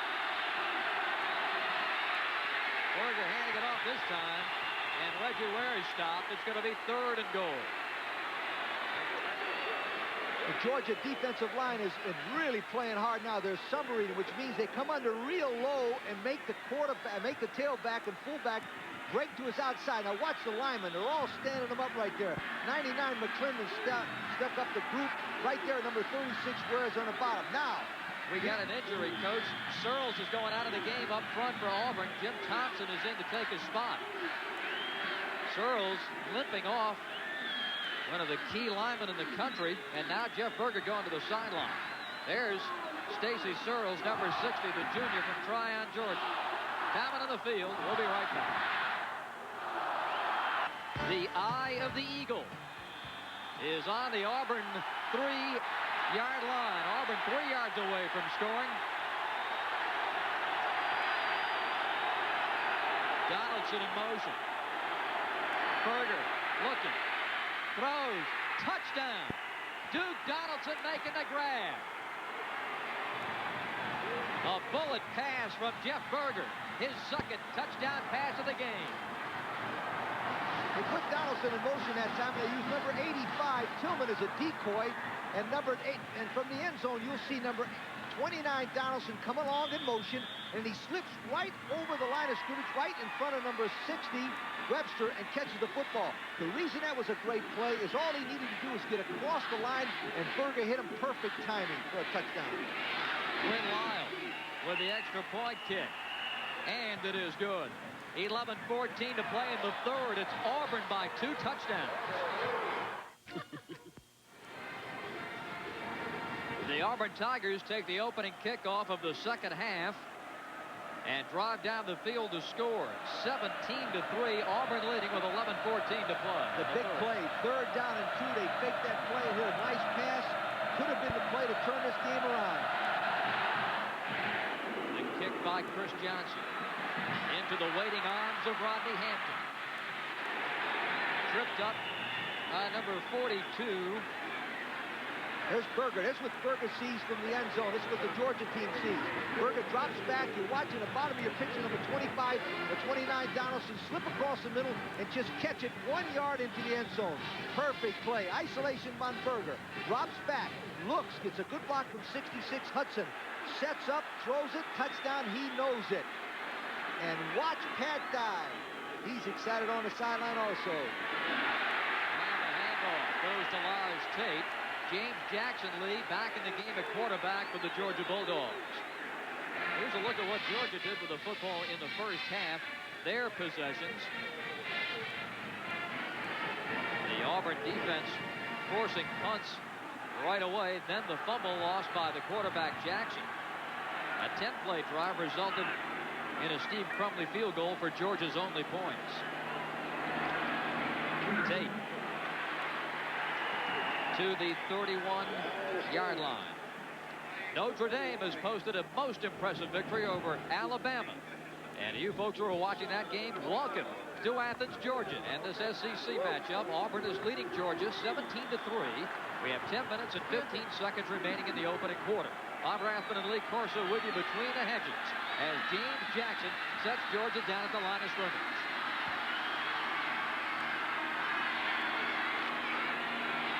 The fake to take. Jackson loses the football for a second time, and Auburn has recovered. Carlo Cheatham with the mumble recovery. And James Jackson hangs his head. Jackson makes a good fake here to Tate. You're watching the replay. After the fake to Tate, he rolls out to his left. He's got a naked bootleg. He's holding the ball real well, but remember, he's only 5'11", 175 pounds, and wow, he gets smashed by Staples, and the ball is loose. Coach Dooley was very concerned about the beating that James Jackson took last week against Florida. He thought it might come back to haunt him. It has so far. Auburn's got another chance. First down and 10 at the Georgia 37. Danley turns the corner. Good yardage over the 30. Near a first down at the 28. Good block there by Duke Donaldson on the corner. 32, Danley does a nice job of starting to the outside. Now watch 42. That's the best football player that Georgia's got to offer. He can't stop him, and Danley's driving himself up until Beasley makes the tackle. The offensive line from Auburn now is going to try to control the game and get one more, and then force Georgia to come from behind in the fourth quarter. Donaldson to the right side, and Lawyer Tillman coming in motion. Berger will pitch, and Danley picks up the first down at the 26-yard line. 9 minutes remaining in the third quarter. Auburn leading 17-3. Here's Danley right, again, the tailback. He gets the cross play. What I like about this play is he cuts it in there right there. Watch his body lean. He's got a good body lean, and he's going for every yard that he can make. Right now, the offensive line from Auburn is beating the defensive line of Georgia to the snap. And that is winning the ball game for the Auburn Tigers. And that offensive line, Stacy Searles is back in the game, Lee, at that right tackle spot. He walked off with an injury. He's back in the game. Fullback Ware to the 19. You know, Bob, it's almost unbelievable, but unless you've been a coach, you don't understand this as much as what I understand. You can't believe that a fumble would hurt the defense. But psychologically, as you're looking at scores, psychologically what happens to the defense when they see the offense and turn the ball over like that, they have a tendency to get down. I don't understand why, but it happens almost every time.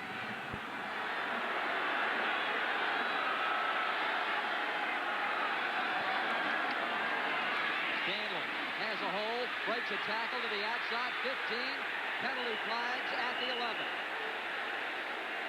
A nice job of running the football by redshirt freshman Stacy Danley. And the penalty appears to be going against the Auburn Tigers. Clipping. That will take some of the momentum away from Pat Dye's team. Nice little ball handling here to number 32, Danley. He's carrying the ball in the left hand, which is the proper way so that you can use the right hand to protect it. But right there, we get a clip by one of the outside receivers, and it's a 15-yard penalty. But again, it doesn't make any difference about the penalty as much as Pat Dye knows right now that his offensive line is controlling the line of scrimmage, and that penalty, it doesn't bother him as much. 3 penalties for 30 yards now for the Tigers. It's going to be second down and 14.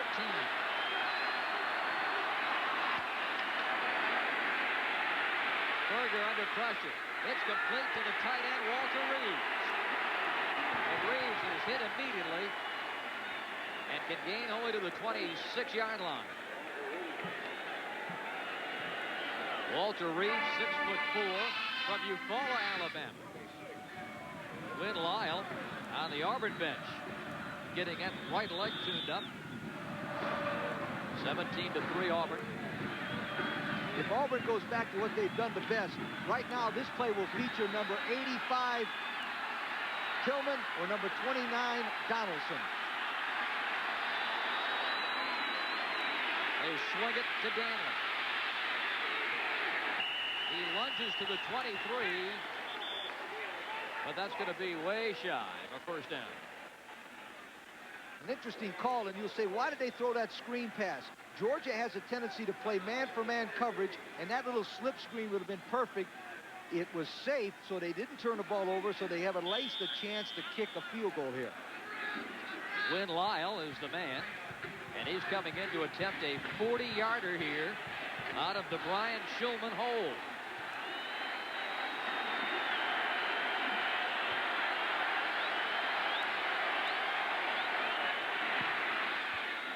A line drive kick is good. Win Lyle hitting another field goal. And the Auburn Tigers have taken a 20-3 lead over the Georgia Bulldogs.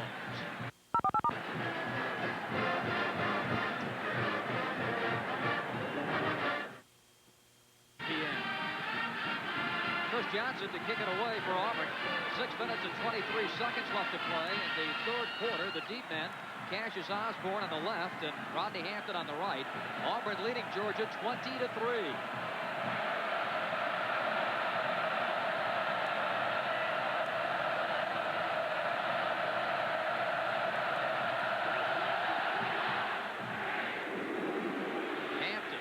The 4. 10,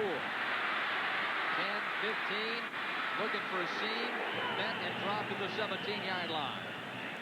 It's a good replay of number 6, Win Lyle. Watch the concentration. The interesting thing here is Brian Shulman, number 1, who's the punter, is the holder. The reason why they have that combination is those two guys have nothing to do in practice except hold for one of the other guys and punt. That's why they use the punter for a holder most of the time. And Georgia makes a change at quarterback. Junior Wayne Johnson taking over the reins from James Jackson, who has lost 2 fumbles. 1st and 10 from the 18. Johnson. Johnson at the 20. He's got some room on the sideline. 30, 35, and up to the 41-yard line. Talk about making something out of nothing, Lee Corso. He goes to his left on a nice little bootleg action, and everything is covered by the good Auburn defense, and then he takes off to his right. Now watch. He goes to his left. He wants a tight end, but he's covered. Then he fakes the ball and comes to the right side. But now he's got enough speed to outrun everybody, and 68 Stevens gets a good block. He cuts it back in, and he protects the football. Johnson could be what Georgia needs to catch the Auburn Tigers. A 21-yard run for the quarterback. 1st down and 10. The football marked at the 39. Setting up the screen. It's intercepted by Auburn. At the 29-yard line, number 99, Nate Hill. And it looked like he threw it right in his arms. He didn't see Nate Hill, and I'm surprised he didn't see him. He's 6'5", 266. What happens, he rolls to his left to throw a little screen to number 32. Right there, 66 comes out of nowhere and intercepts it. And I'm telling you what, we had Stevens catch a pass and Hill in interception. This is a game of linemen getting the first time ever things happening for him. So Auburn starts at the Georgia 29, 1st and 10, leading 20-3. Here comes the reverse, and it is right at the 20. Right down the sideline, score! Alexander Wright on a 29-yard reverse for the Auburn touchdown. Can you believe it? Watch. It's a cross play. Now he's going to hand it to Wright. Watch the fumble. It fumbles into the air. Let me tell you, ladies and gentlemen, when you're hot, you're hot.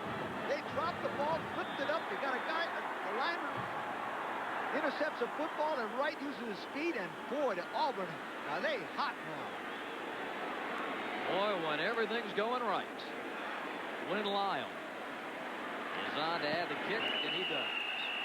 5 minutes and 26 seconds remaining in the third quarter. It is all Auburn, 27-3. Alexander White is from Albany, Georgia. He comes back to his home state and adds a touchdown and a reverse. And the Auburn Tigers are are now dominating the Georgia Bulldogs, 27-3, with 5:26 to play in the third quarter. Chris Johnson. And Hampton at his goal line returns. 20 to the 25. One of the best things, Bob, to do is after you get a team on the ropes is run a long pass or reverse. Here's Danley handing the ball off, throwing it up in the air. Wright does to get good timing, and he goes 28 yards for a touchdown. When you're hot, everything you do is right. That play basically should have dropped the ball. Now, Berger takes the ball, tosses it out to Danley, who gets everybody chasing him. He drops the ball, flips it up in the air, catches it again, and goes all the way and beats number 42, Brantley, to the corner, and it's touchdown, Alexander Wright. Now Georgia with the freshman backs of Hampton and Cleveland. Going to be Johnson looking to pass, but now running, and he's worked from behind by Quentin Riggins. Lee, what can Georgia do against this Auburn team now? They are really in dire straits. It's 27-3, and what they can't do is panic. They've got to try to get a touchdown here, make it 27-10, to come back in the fourth quarter as you're looking at some scores. One of the problems with Georgia's attack is when they get behind like a wishbone team does, it's hard for them to catch up. Johnson on second down. Incomplete. I think that was batted away by Kurt Crane. He reached around. Troy Sadowski, 87, and I think he got a hand on that ball, Lee. 39, the linebacker, Kurt Crane, is a transfer from Memphis State. Now, 87, Sadowski will go down. He works away from Crane. Crane's got a piece of him by holding on to his jersey, and then comes back and strips the ball. Now, if the official would have seen that from the right angle like we did, he'd have called that holding and have been a first down for the Georgia Bulldogs. Instead, it is 3rd and 11. Johnson. Complete. John Thomas breaks a tackle into Auburn territory, and he's out of bounds at the 46-yard line. A big catch for the junior from Milledgeville, Georgia, 31 yards. Wayne Johnson, number 18, threw a perfect pass that time to Thomas coming across. Coach Dooley's been in many games like this, and he knows it's not over yet. As you see Johnson drop back, he gets good pass protection by all the linemen. 75 Adams gets a good block, but there's a shot right there to Thomas, who gets smart and gets out of bounds. First down, Georgia. They need this to get 10 points before the end of the quarter. Ryan Cleveland bringing the football ahead for Georgia, a couple of yards to the 43. He's a true freshman from Claremont, Texas, but because of the injury situation, Vince Dooley wanted to redshirt this young man, but he's been forced to use him. He's responded. He played very well against Florida last week, and in there in a crucial situation today. Hampton 7, 37 Cleveland, both freshmen, both players from Texas. They split the backs.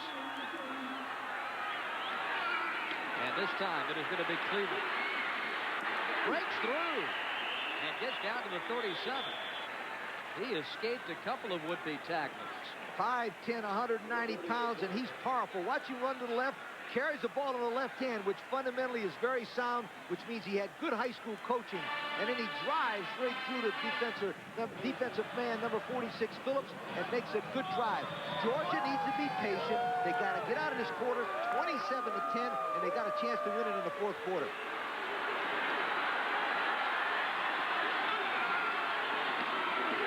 Johnson, history 37. Edward Phillips, number 46, and his other inside linebacking partner, Kurt Crane, with the tackle.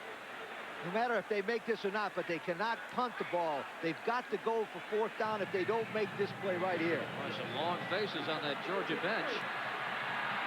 They have not led in this game. Auburn piling it on here in the second half, leading 27-3. But as you mentioned, Lee, Vince Dooley has been through these wars. He knows what a quick touchdown can do to turn the emotions of this game around.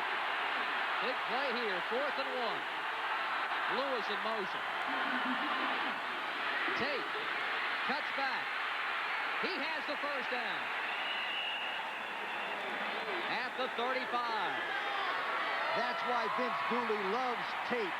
He loves him because he's a senior. He knows he'll make the big play. He's got that extra credit and extra power. Watch, number 32 gets a good block there by number 83, Warner. He gets away from number 35, Cheatham, and makes it on his own. I tell you what, half the backs in the Southeastern Conference would have been knocked down for a loss, but Tate made it on sheer determination. 2 minutes and 5 seconds remaining in the third quarter.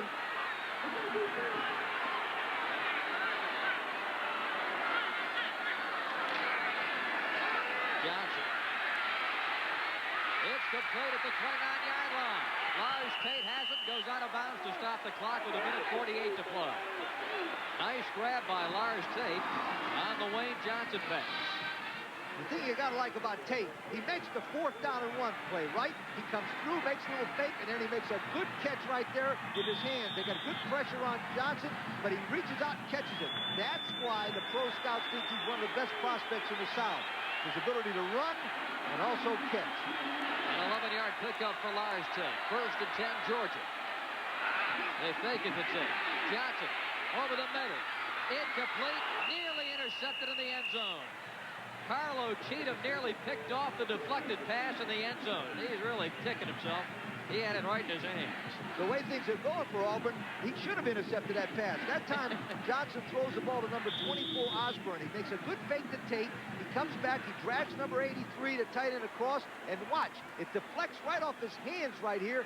And, oh, Cheatham almost gets it. Cheatham almost gets it. Now, here's number 93.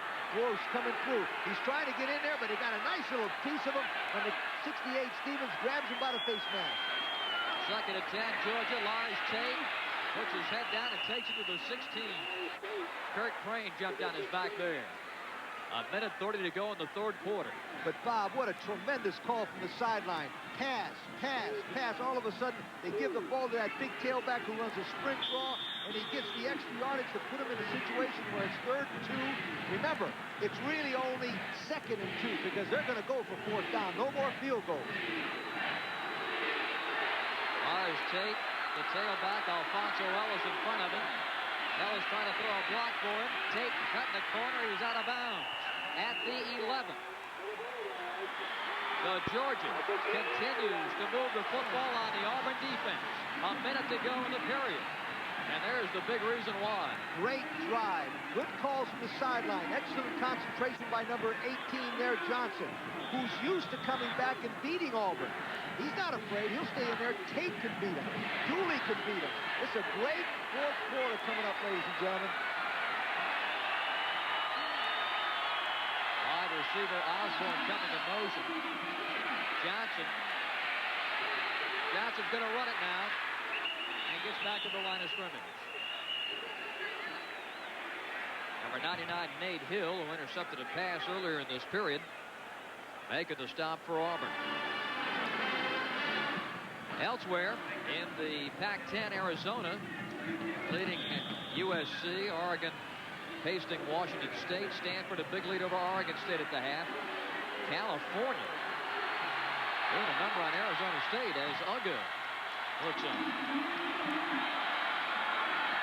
Tate ahead to the 10, Grimes to the 7. Lars Tate, who is in the top 20 in the nation among running backs, and has a senior driven to win this championship.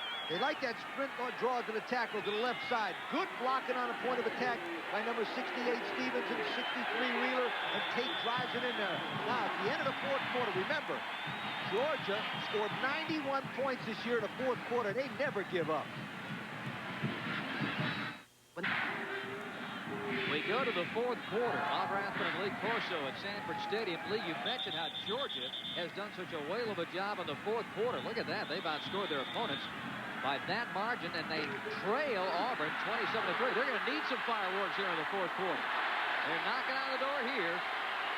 3rd down and 6 from the Auburn 7. They can get a 1st down without scoring. Johnson. Now throws. Tipped.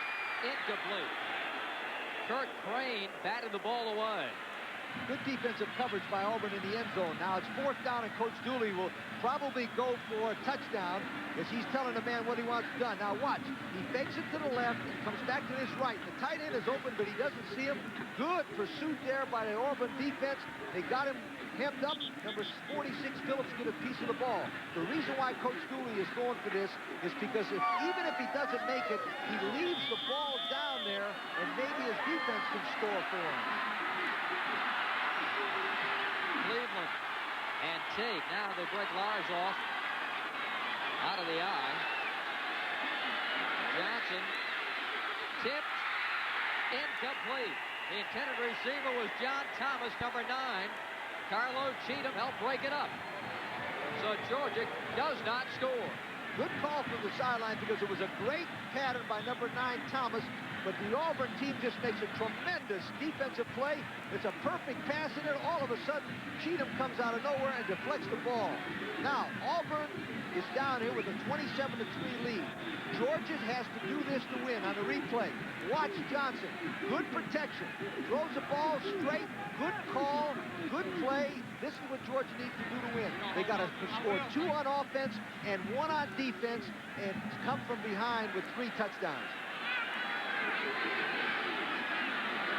Meanwhile, the Auburn Tigers would love to control the football here. They're sitting on a big lead. And Danley is met immediately. Number 42, John Brantley, making the hit. You know, Lee, these Georgia seniors have never won an SEC championship. They're going to make one last stand. Absolutely, and 42 is a senior from Wildwood, Florida. Watch him step right in there. Boy, that is perfect position. You notice he tucked his butt in there. He came right in, put face to face, and drove him backwards. John Brantley, excellent play. 2nd down and 10. Berger throwing from his own end zone. Complete to Donaldson. And he's out of bounds at the 16. Jeff Berger continues to throw to Duke Donaldson. He's caught 9 passes for 65 yards. The reason he's catching all those passes, he's on the same side with number 85, Tillman, and they're sending Tillman deep, and there's at least 2 guys going with him, and Donaldson is one-on-one in the short flat. That's why Tillman has caught all those passes, because Tillman is such a great player, and he's got 2 guys going with him. 14 minutes remaining in the game. 3rd and 1. Donaldson now in motion. And Danley ahead. It's going to be close. I think he's got the first down, but we'll see. The spot is what is so important here. Danley shaken up, and he really took a shot that time. The timeout is called here by the officials to let the Auburn training staff take a look at Stacy Danley. Timeout. We'll be back.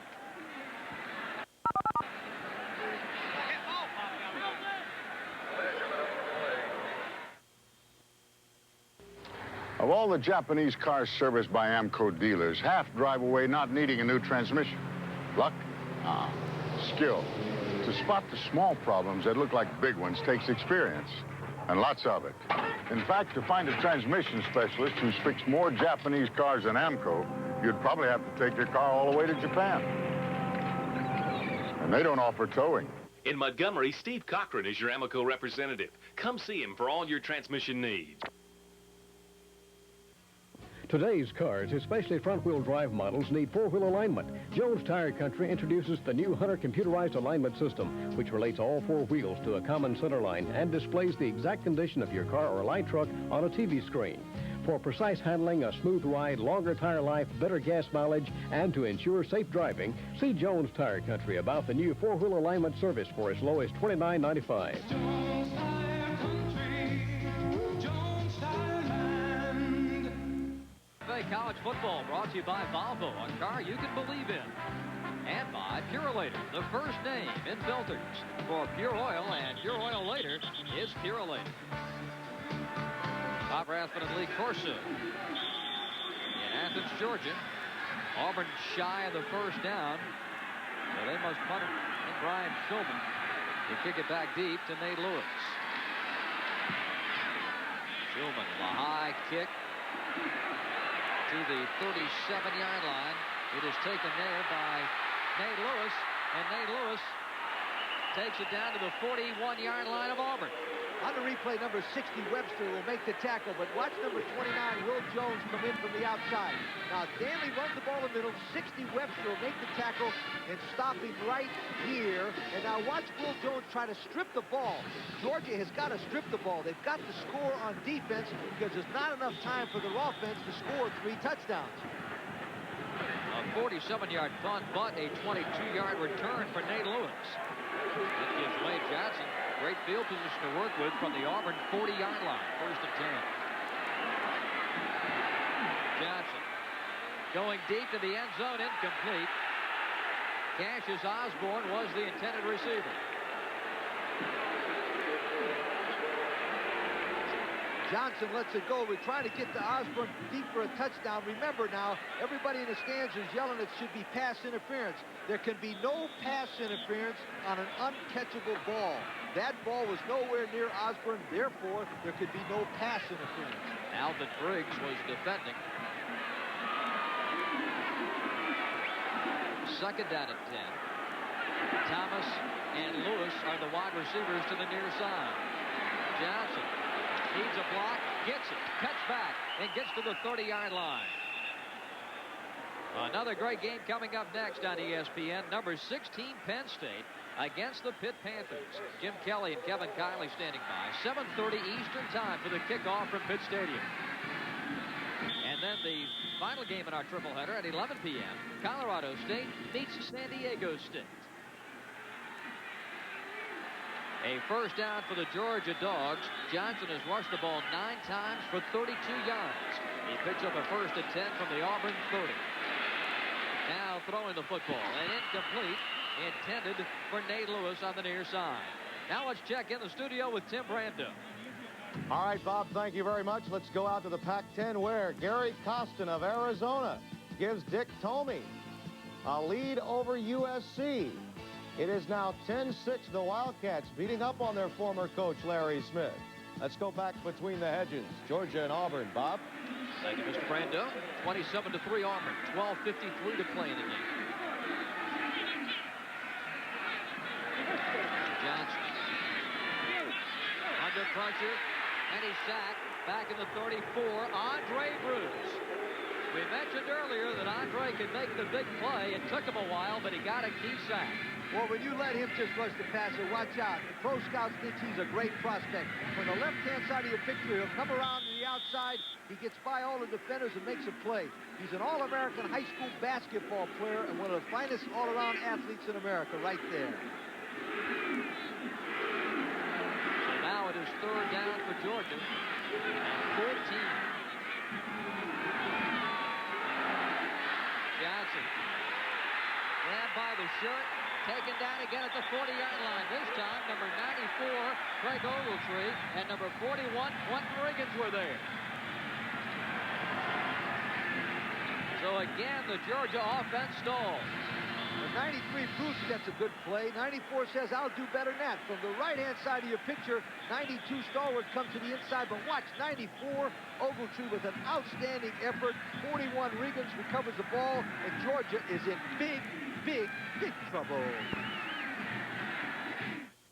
This is a... Oh, another great game tonight, Pitt, Penn State. Then that doubleheader next Saturday ought to be a dandy. Let me tell you something. We saw South Carolina play, and we've seen Clemson. That could be one of the best games of the year. And that's Saturday night. The 4th Georgia turnover of the game. Quentin Riggins with the fumble recovery, and Auburn has it. Berger is going to throw, and it's going to be complete. And it was Greg Taylor into the game at a wide receiver spot to make the catch. This is what Pat Dye talked about us yesterday afternoon. He could force Georgia to a passing game he felt like he could win. Look at that statistic, and that's exactly what's happened. Auburn has stopped Georgia's run, made him go to a pass, and look at that record. They can't beat anybody when they have to throw the ball only.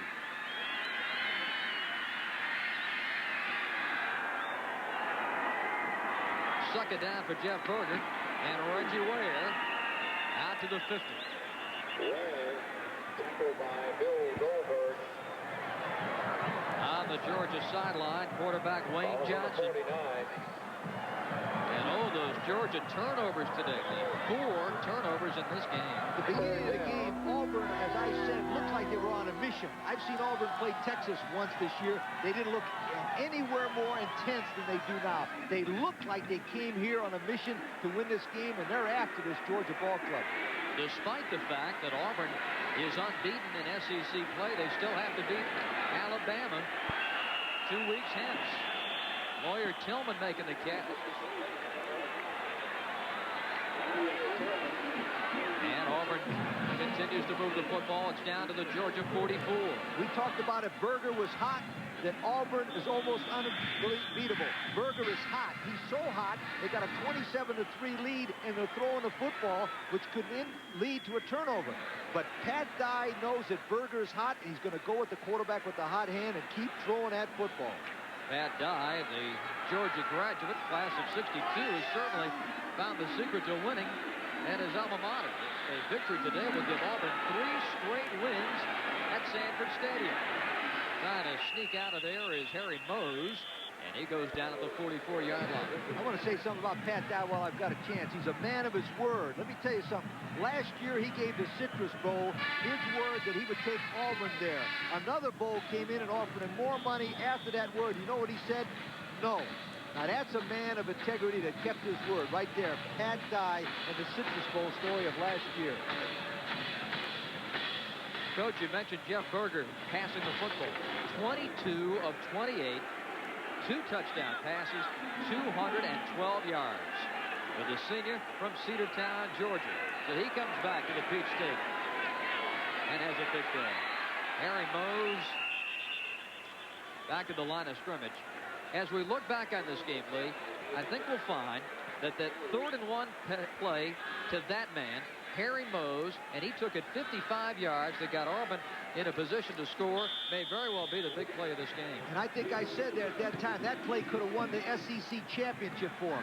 That was a real gutsy call. It was a perfect call. It worked. It turned the whole game around and could have turned the whole season and taken this Auburn team to the Sugar Bowl. Auburn, at the time of the play, was ahead 10-3 to start the second half. Berger has hit 8 passes in a row. This one is going to be intercepted, and Georgia's got it. And picking it off was Vince Guthrie, the outside backer. 8:55 to play. Auburn leading 27-3, but Georgia's got it back.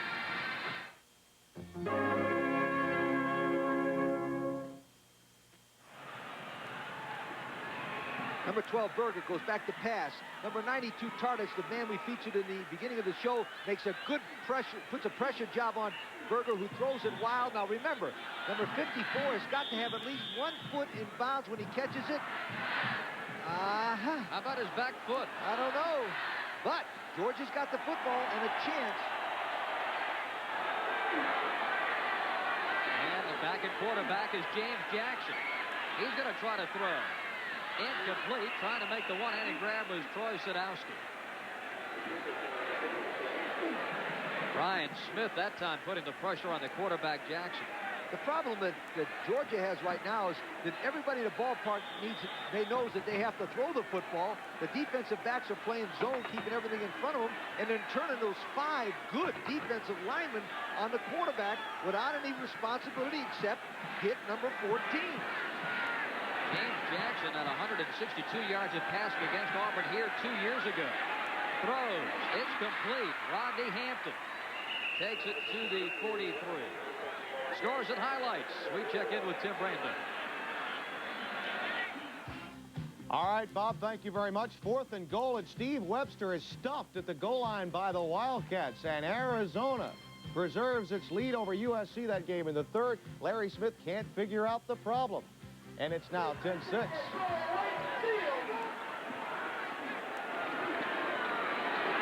Jackson back to pass. Throwing, and it is going to be incomplete. Intended for Nate Lewis on the near side. 8:21 to play in the fourth quarter. Auburn 27 and Georgia 3. Georgia's doing exactly what they have to do to get back in the ball game. They're throwing the football, but Vince Dooley's got them throwing the ball smart. They're throwing outside cuts so that when they catch it, they can get out of bounds and stop the clock. They're not only fighting the Auburn team now, they're fighting 8:21 left in the fourth quarter. Osborne in the slot. Jackson looking, under pressure, throws, and a catch by Osborne, and now they say incomplete. Boy, I thought he made that grab before he got knocked out of bounds. Kurt Crane and Carlo Cheatham covering. Carlo Cheatham, number 35. Keep your eye on number 24 as he goes down and out and up.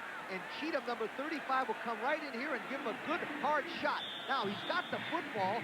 Right now, that should have been a completion because, number one, he had control of the football. It was knocked out of bounds. Watch.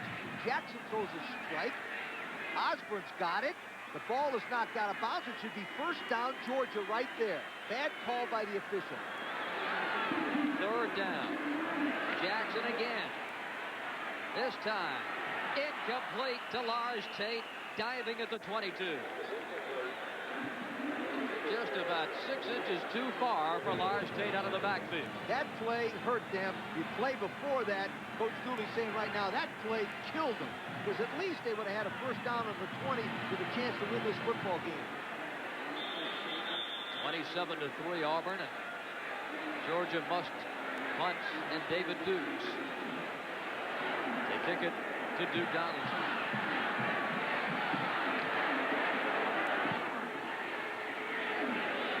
Donaldson, fair catch at the 8. 7 minutes and 58 seconds remaining in the game at Athens, and Auburn leads 27-3.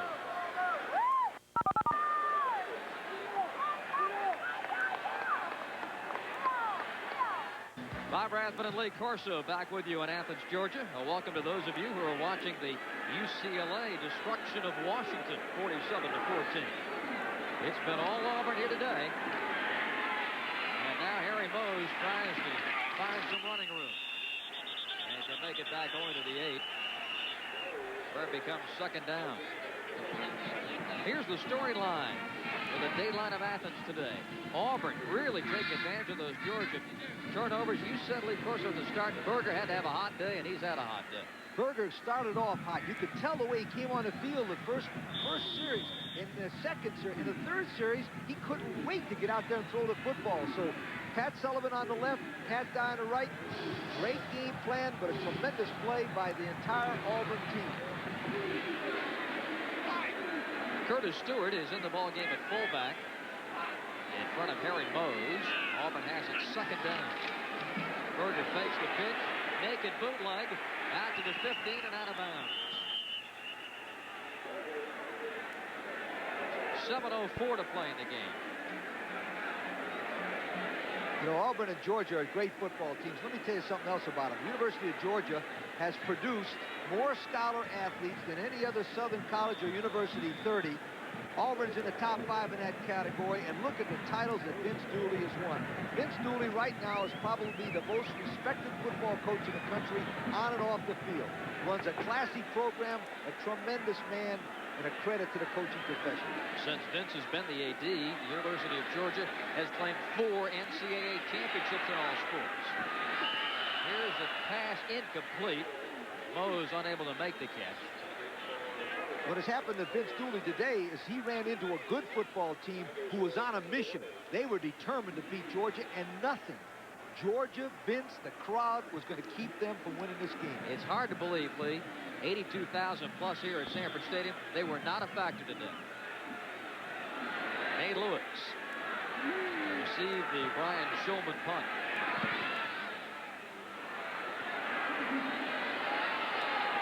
Lewis at the 48, and Auburn covers it so well. 37-yard punt and just a 1-yard return. Elsewhere, Oklahoma, well, they had a struggle today. They remain unbeaten. I mentioned the UCLA victory over Washington. Syracuse, a big come-from-behind effort to knock off BC. Notre Dame routing Alabama. Clemson, ACC champions with that victory over the Maryland Terrapins.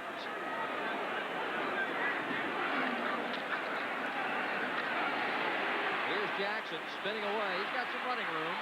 To the 45, 40, down to the 34-yard line of Auburn. James Jackson doing what he does best, and that's run the football. And it's always amazing me. A player like Jackson, who's only 5'11", 175 pounds, will give his body up for the university. Watch this. He avoids number 93, Bruce. He starts running. He's tucked the ball away. He's learned that since the first quarter, and then he drives himself forward to make a good game. Indeed. Jackson doesn't give up. 17 yards for Jackson, giving him 80 for the game. They're trying to reverse, but Auburn's there. Nate Lewis tried it, but it was Andre Bruce to slam the door. Oh, man, what a defensive play by 93 Bruce. They tried to run the option on him because he usually chases the ball down. But this time he's well coached. He stays at home, plays his zone. Watch him break down and make a high tackle in the open field. Can you tell me a better outside linebacker than Bruce? I don't know. Look at it. Nate Lewis's face is saying, you're not supposed to be standing here. Here's Jackson. Look at the throw, and it's going to be complete down to the 11-yard line. And a great grab that time by John Thomas. In a crowd, he made that catch at the knees. But what a beautiful job of concentration. Jackson, 14, will throw the ball straight as he goes back to his right. Now keep your eye on Lewis, number 8, because the ball is right there low, but he keeps his eye on it with a terrific play, and 45 Staples makes the play. Thomas, number 9. John Thomas with the grab, a 24-yarder. Jackson, 10. Jackson to the 3. Kurt Crane making the tackle, got some help from Quentin Riggins. Jackson's trying to take him in here. Jackson's going to take him in to get a score. It's going to be 27-10. They're going to have to kick an extra point. An onside kick and get the ball. Now watch, Tate gets a good block right up in here, and then he comes out. Watch him. Boom. He's got a run. He's got a tackle. He's got great play. Tate's an All-American type of football player, and Jackson is an All-American competitor. 4:45 to play. Georgia trying to get it into the end zone. Jackson tries to throw it, and it's incomplete. Jackson, unbelievably, could make up his mind. Well, he made up his mind, but the defense team put so much pressure on him, and he tried to throw the ball to number 47, Randy Jackson, the fullback from Auburn Georgia. Watch. He's rolling out to his left. He's going to run it, but all of a sudden, they put a lot of pressure on him. Number 46, Phillips, is in there. He tries to get the ball to Randy Jackson, but doesn't quite make it. But they'll go for 2 more and then try to kick an onside kick. Lewis goes wide to the left, 2 tight ends. Jackson keeps it. And a penalty flag.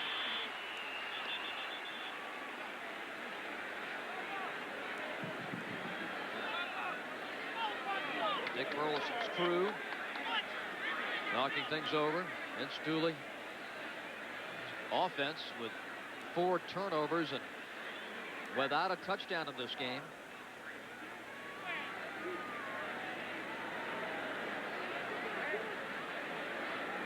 See what Mr. Burleson has to say.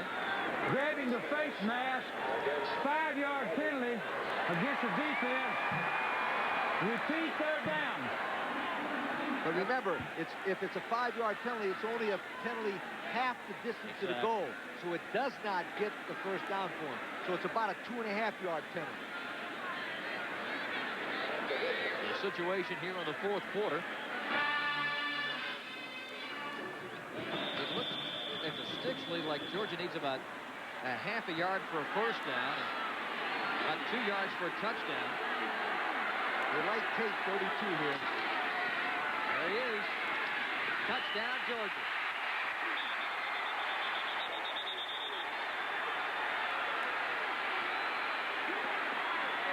The Georgia Bulldogs put it in the end zone with Lars Tate. Lars Tate is a senior. They like him near the goal line. He's a very competitive player from Indianapolis, Indiana. He drops his shoulder back, and he wants to score as a senior, and he does. Georgia's got to go for 2 now. Kick an onside kick. Get lucky. Get another lucky play. Get back in this ball game. And do you believe in miracles? Maybe. I'll tell you, they're going to have to use up all the luck in the next 4:14 to get back in this one. But you know what? Coaches, and I mean this seriously, you never give up. Sure. Coaches never give up. They're trying to win this game. Vince still thinks he's got a chance of pulling this one out. Now the Georgia two-point conversion attempt. Jackson. Incomplete, a penalty flag.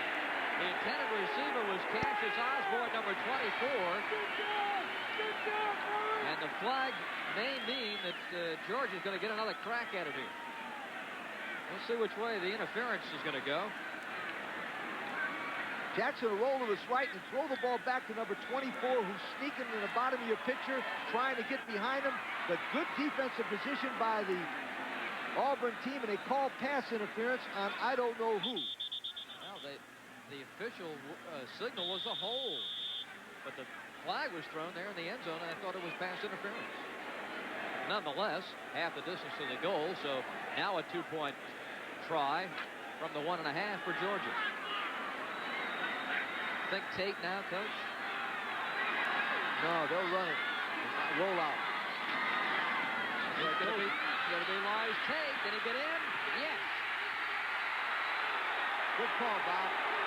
4:14 to play in the game. Georgia adds 2. And now the scoreboard story is 27-11. You notice that play right there. They tail back number 32. Bob Rathman called it. In a clutch situation, give it to your great player, and Tate gets it in there, just does make it. Now, it's 27-11. 27-11 coming, an onside kick coming up. Now, watch the good play here. Tate again gets the touchdown. They've got to have this touchdown, Tate. We're counting on you, and get it in there. And then watch Coach Vince Dooley. You never give up as a football coach. That's why this guy's a great person and a great football coach. Attaboy, Coach. We still got a chance. 4:14 remaining. Lars Tate with his 12th rushing touchdown and scores all 8 points. But Bob, excuse me, they've got a chance if and only if they get this ball right here. Auburn bringing 10 men up within 5 yards of the 45-yard line. Steve Crumley is in to kick it.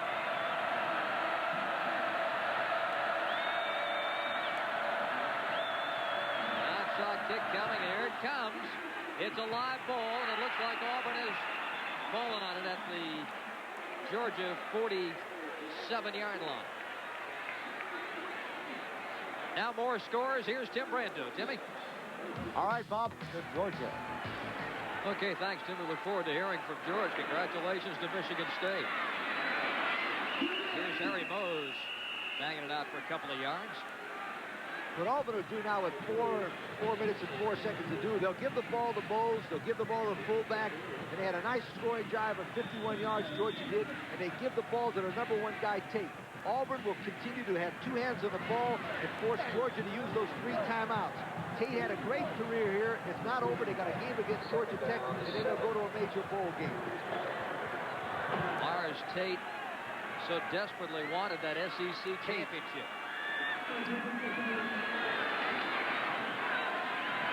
Harry Mose again. He's dropped at the 44. 27-11. Auburn leading.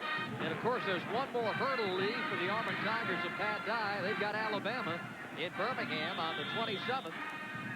And another must-win situation. Yeah, and that'll be on television. Over the past 3 seasons, Auburn has been on television 23 times.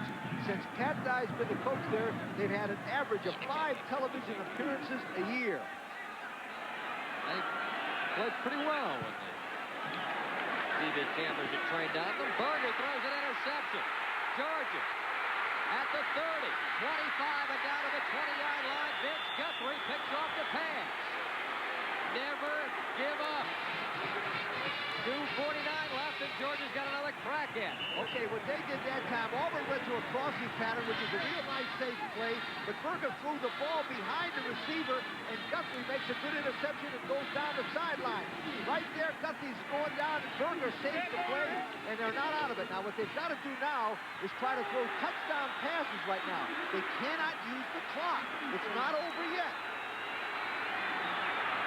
Jackson throwing to the end zone, and it's an incomplete pass. Oh my, just off the hands of Kurt Warner in the end zone. Oh, Lee, that had 6 points written all over. Do you know what that would have done? It would have been 27-18 with 2 minutes and 43 seconds to go. Jackson just overthrows Kurt Warner, number 83, who dives out there and tries to make a sensational catch. But let me tell you something.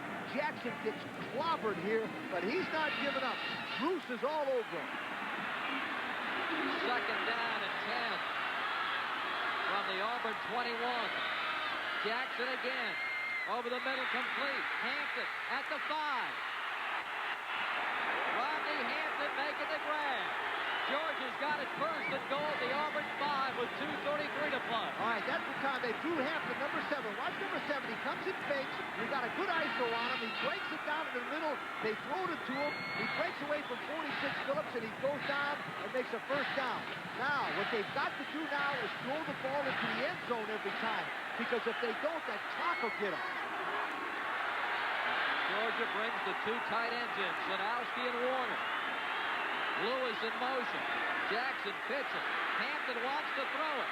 Looking, throwing, and it's intercepted. And now one official says incomplete. It's an incomplete pass. The Auburn coaching staff is irate. They thought they had the interception. But Troy Sadowski saved his play.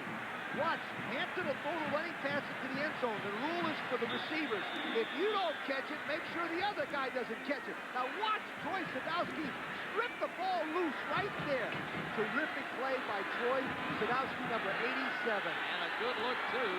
The official from behind signaled interception and a touchback. But it was knocked loose. Now Jackson back line trying to throw. He's under pressure. And he scoots out of bounds wisely with 2:01 to go.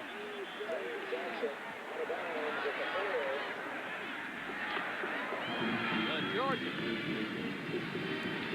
And James Jackson will have it 3rd down at the 4-yard line. All right, he's got 2 downs. He's got 3rd and 4. If he doesn't make it, he's got 4th and 4. What Pat Dye is concerned about right now is not only this touchdown, it's that next onside kick. He's got to get his onside kick team ready, given the fact that they might score. That next onside kick could be for the SEC championship.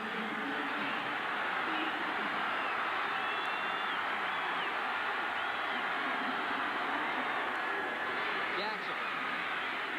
Hampton. He stopped at the 2. The clock continues to roll. They got to call timeout here, so they, yeah. Now they get the timeout. Georgia time with 1:50 to play. Right, what they do is they slip Hampton into the flat. A good call from the sideline. Hampton's got the ball, but really a nice play by number 3, Porter, and number 45, Staples. Good play.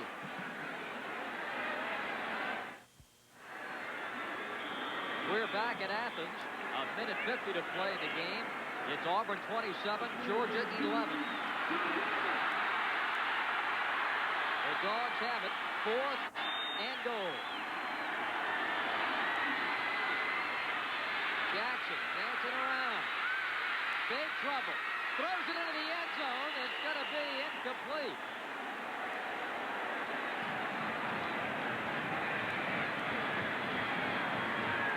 Jackson rolled to his left. They had really good pressure on the outside. They knew they wouldn't come out to the outside, so they kept him contained. He rolled around to the right, and you're taught that if you're going to be caught, throw the ball in the end zone no matter what. Now, he rolls to the left. He gets really good defensive pressure to the outside.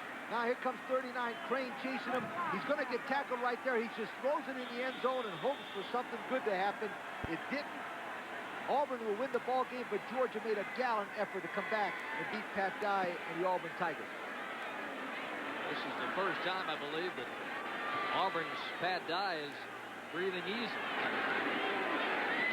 Now Auburn just has to take care of the football. Stacy Danley runs it out to the 6. You know, as we were talking about at the top of the show, Auburn and Georgia have been playing for a long time, but I'm going to give you an interesting fact. The interesting fact that in the 1892 in the Auburn Georgia game, Georgia's first mascot was introduced. You know what it was? No. A goat. Yeah, can you imagine those Georgia people say, how about them goats? I like that. So the clock now starts to melt down in Auburn's favor. The Tigers in their history have claimed but 2 SEC championships. They can make it 3 in a couple of weeks against Alabama. Curtis Stewart running it straight ahead, but now the officials trying to keep things cool down there. Under 45 seconds to play. Both these teams have had great teams in the past. Auburn won the national championship in 1957, and Georgia did it in 1980. Pat Dye, the Georgia grad, 7th winningest active coach in the NCAA, and well, what's the secret, Lee? He's come back to his old stomping grounds. He's won 3 in a row in this stadium. Well, first of all, they were on a mission. They're not intimidated by coming over here. Second, he's got a good staff. Wayne Hall is one of the best defensive coordinators in the country. He's talking to Bud Casey, the outstanding running back coach there. Pat Sullivan does a terrific job with the quarterbacks. He's got a good staff. He's got a good program. And obviously, he's got a big win over one of his favorite teams to beat, Georgia Bulldogs. And this, quite a comeback. This team was trounced by Florida State just a week ago. They come back and play like they have today. Yeah, but we looked at the films together on that, and that was not indicative of what happened. Auburn turned the ball over the first 3 or 4 times, and Florida State jumped on them. And Florida State's a great football team also. Today's Volvo players of the game are for Auburn, quarterback Jeff Berger, 22 for 32, 2 touchdowns, and 212 yards. And for the Georgia Bulldogs, the player of the game is Lars Tate. A TD, 14 carries, 54 yards. Volvo will donate $1,000 to the General Scholarship Fund of each school in these players' names.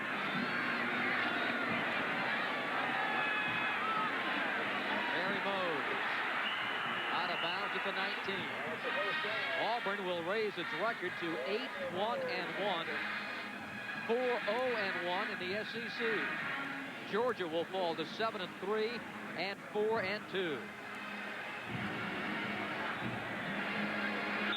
One of the great treats that we've enjoyed here, particularly at halftime in this game, was the Georgia band.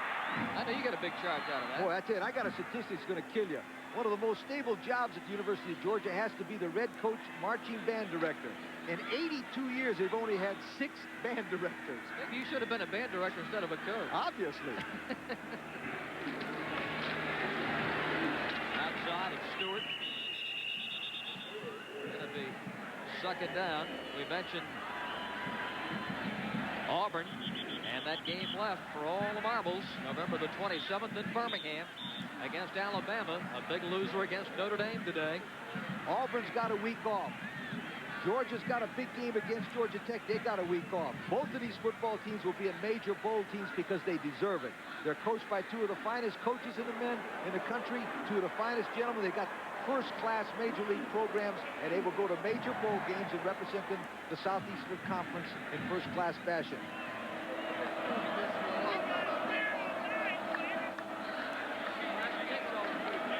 The expressions tell the whole story. But it was Auburn domination. They kept the ball away from Georgia in the first quarter, never let the Dogs get anything going. They couldn't get this big crowd into the game for an emotional lift. And when they got into the game, Berger took them right out of it with some sensational plays. And we'll look back, I think, on that 3rd and 1 to start the second half. Auburn was driving. They had a big crucial 3rd down play, and instead of giving it off to Reggie Ware, they decided to kick it out to Harry Mosey. Went 55 yards and set up an Auburn touchdown. The Tigers never look back in this one.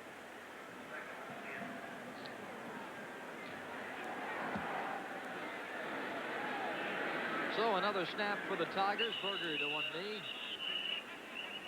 Don't forget, coming up next, we got a dandy. One of the great rivalries in college football. The Penn State Nittany Lions and the Pitt Panthers at Pitt Stadium. That's coming up next right here on ESPN. Tim Brando in the studio. He'll be updating you with scores and highlights. Pat Dye getting the victory ride at Sanford Stadium in Athens, Georgia. For the third consecutive time, Auburn wins at Georgia. The final score, Auburn 27, Georgia 11. Auburn remains unbeaten in the SEC with that tie against Tennessee, and they, of course, can wrap it up in a Sugar Bowl berth with a victory over the Alabama Crimson Tide in Birmingham in a couple of weeks. Vince Dooley's ball club gets ready for Georgia Tech. Its chances of a Sugar Bowl bid wiped out here today as Auburn wins it 27-11. 2 touchdown passes for quarterback Jeff Berger. For Lee Corso, this is Bob Rathman from Sanford Stadium saying so long, everybody. Right now, let's go to Jim Kelly and Kevin Kiley at Pitt Stadium.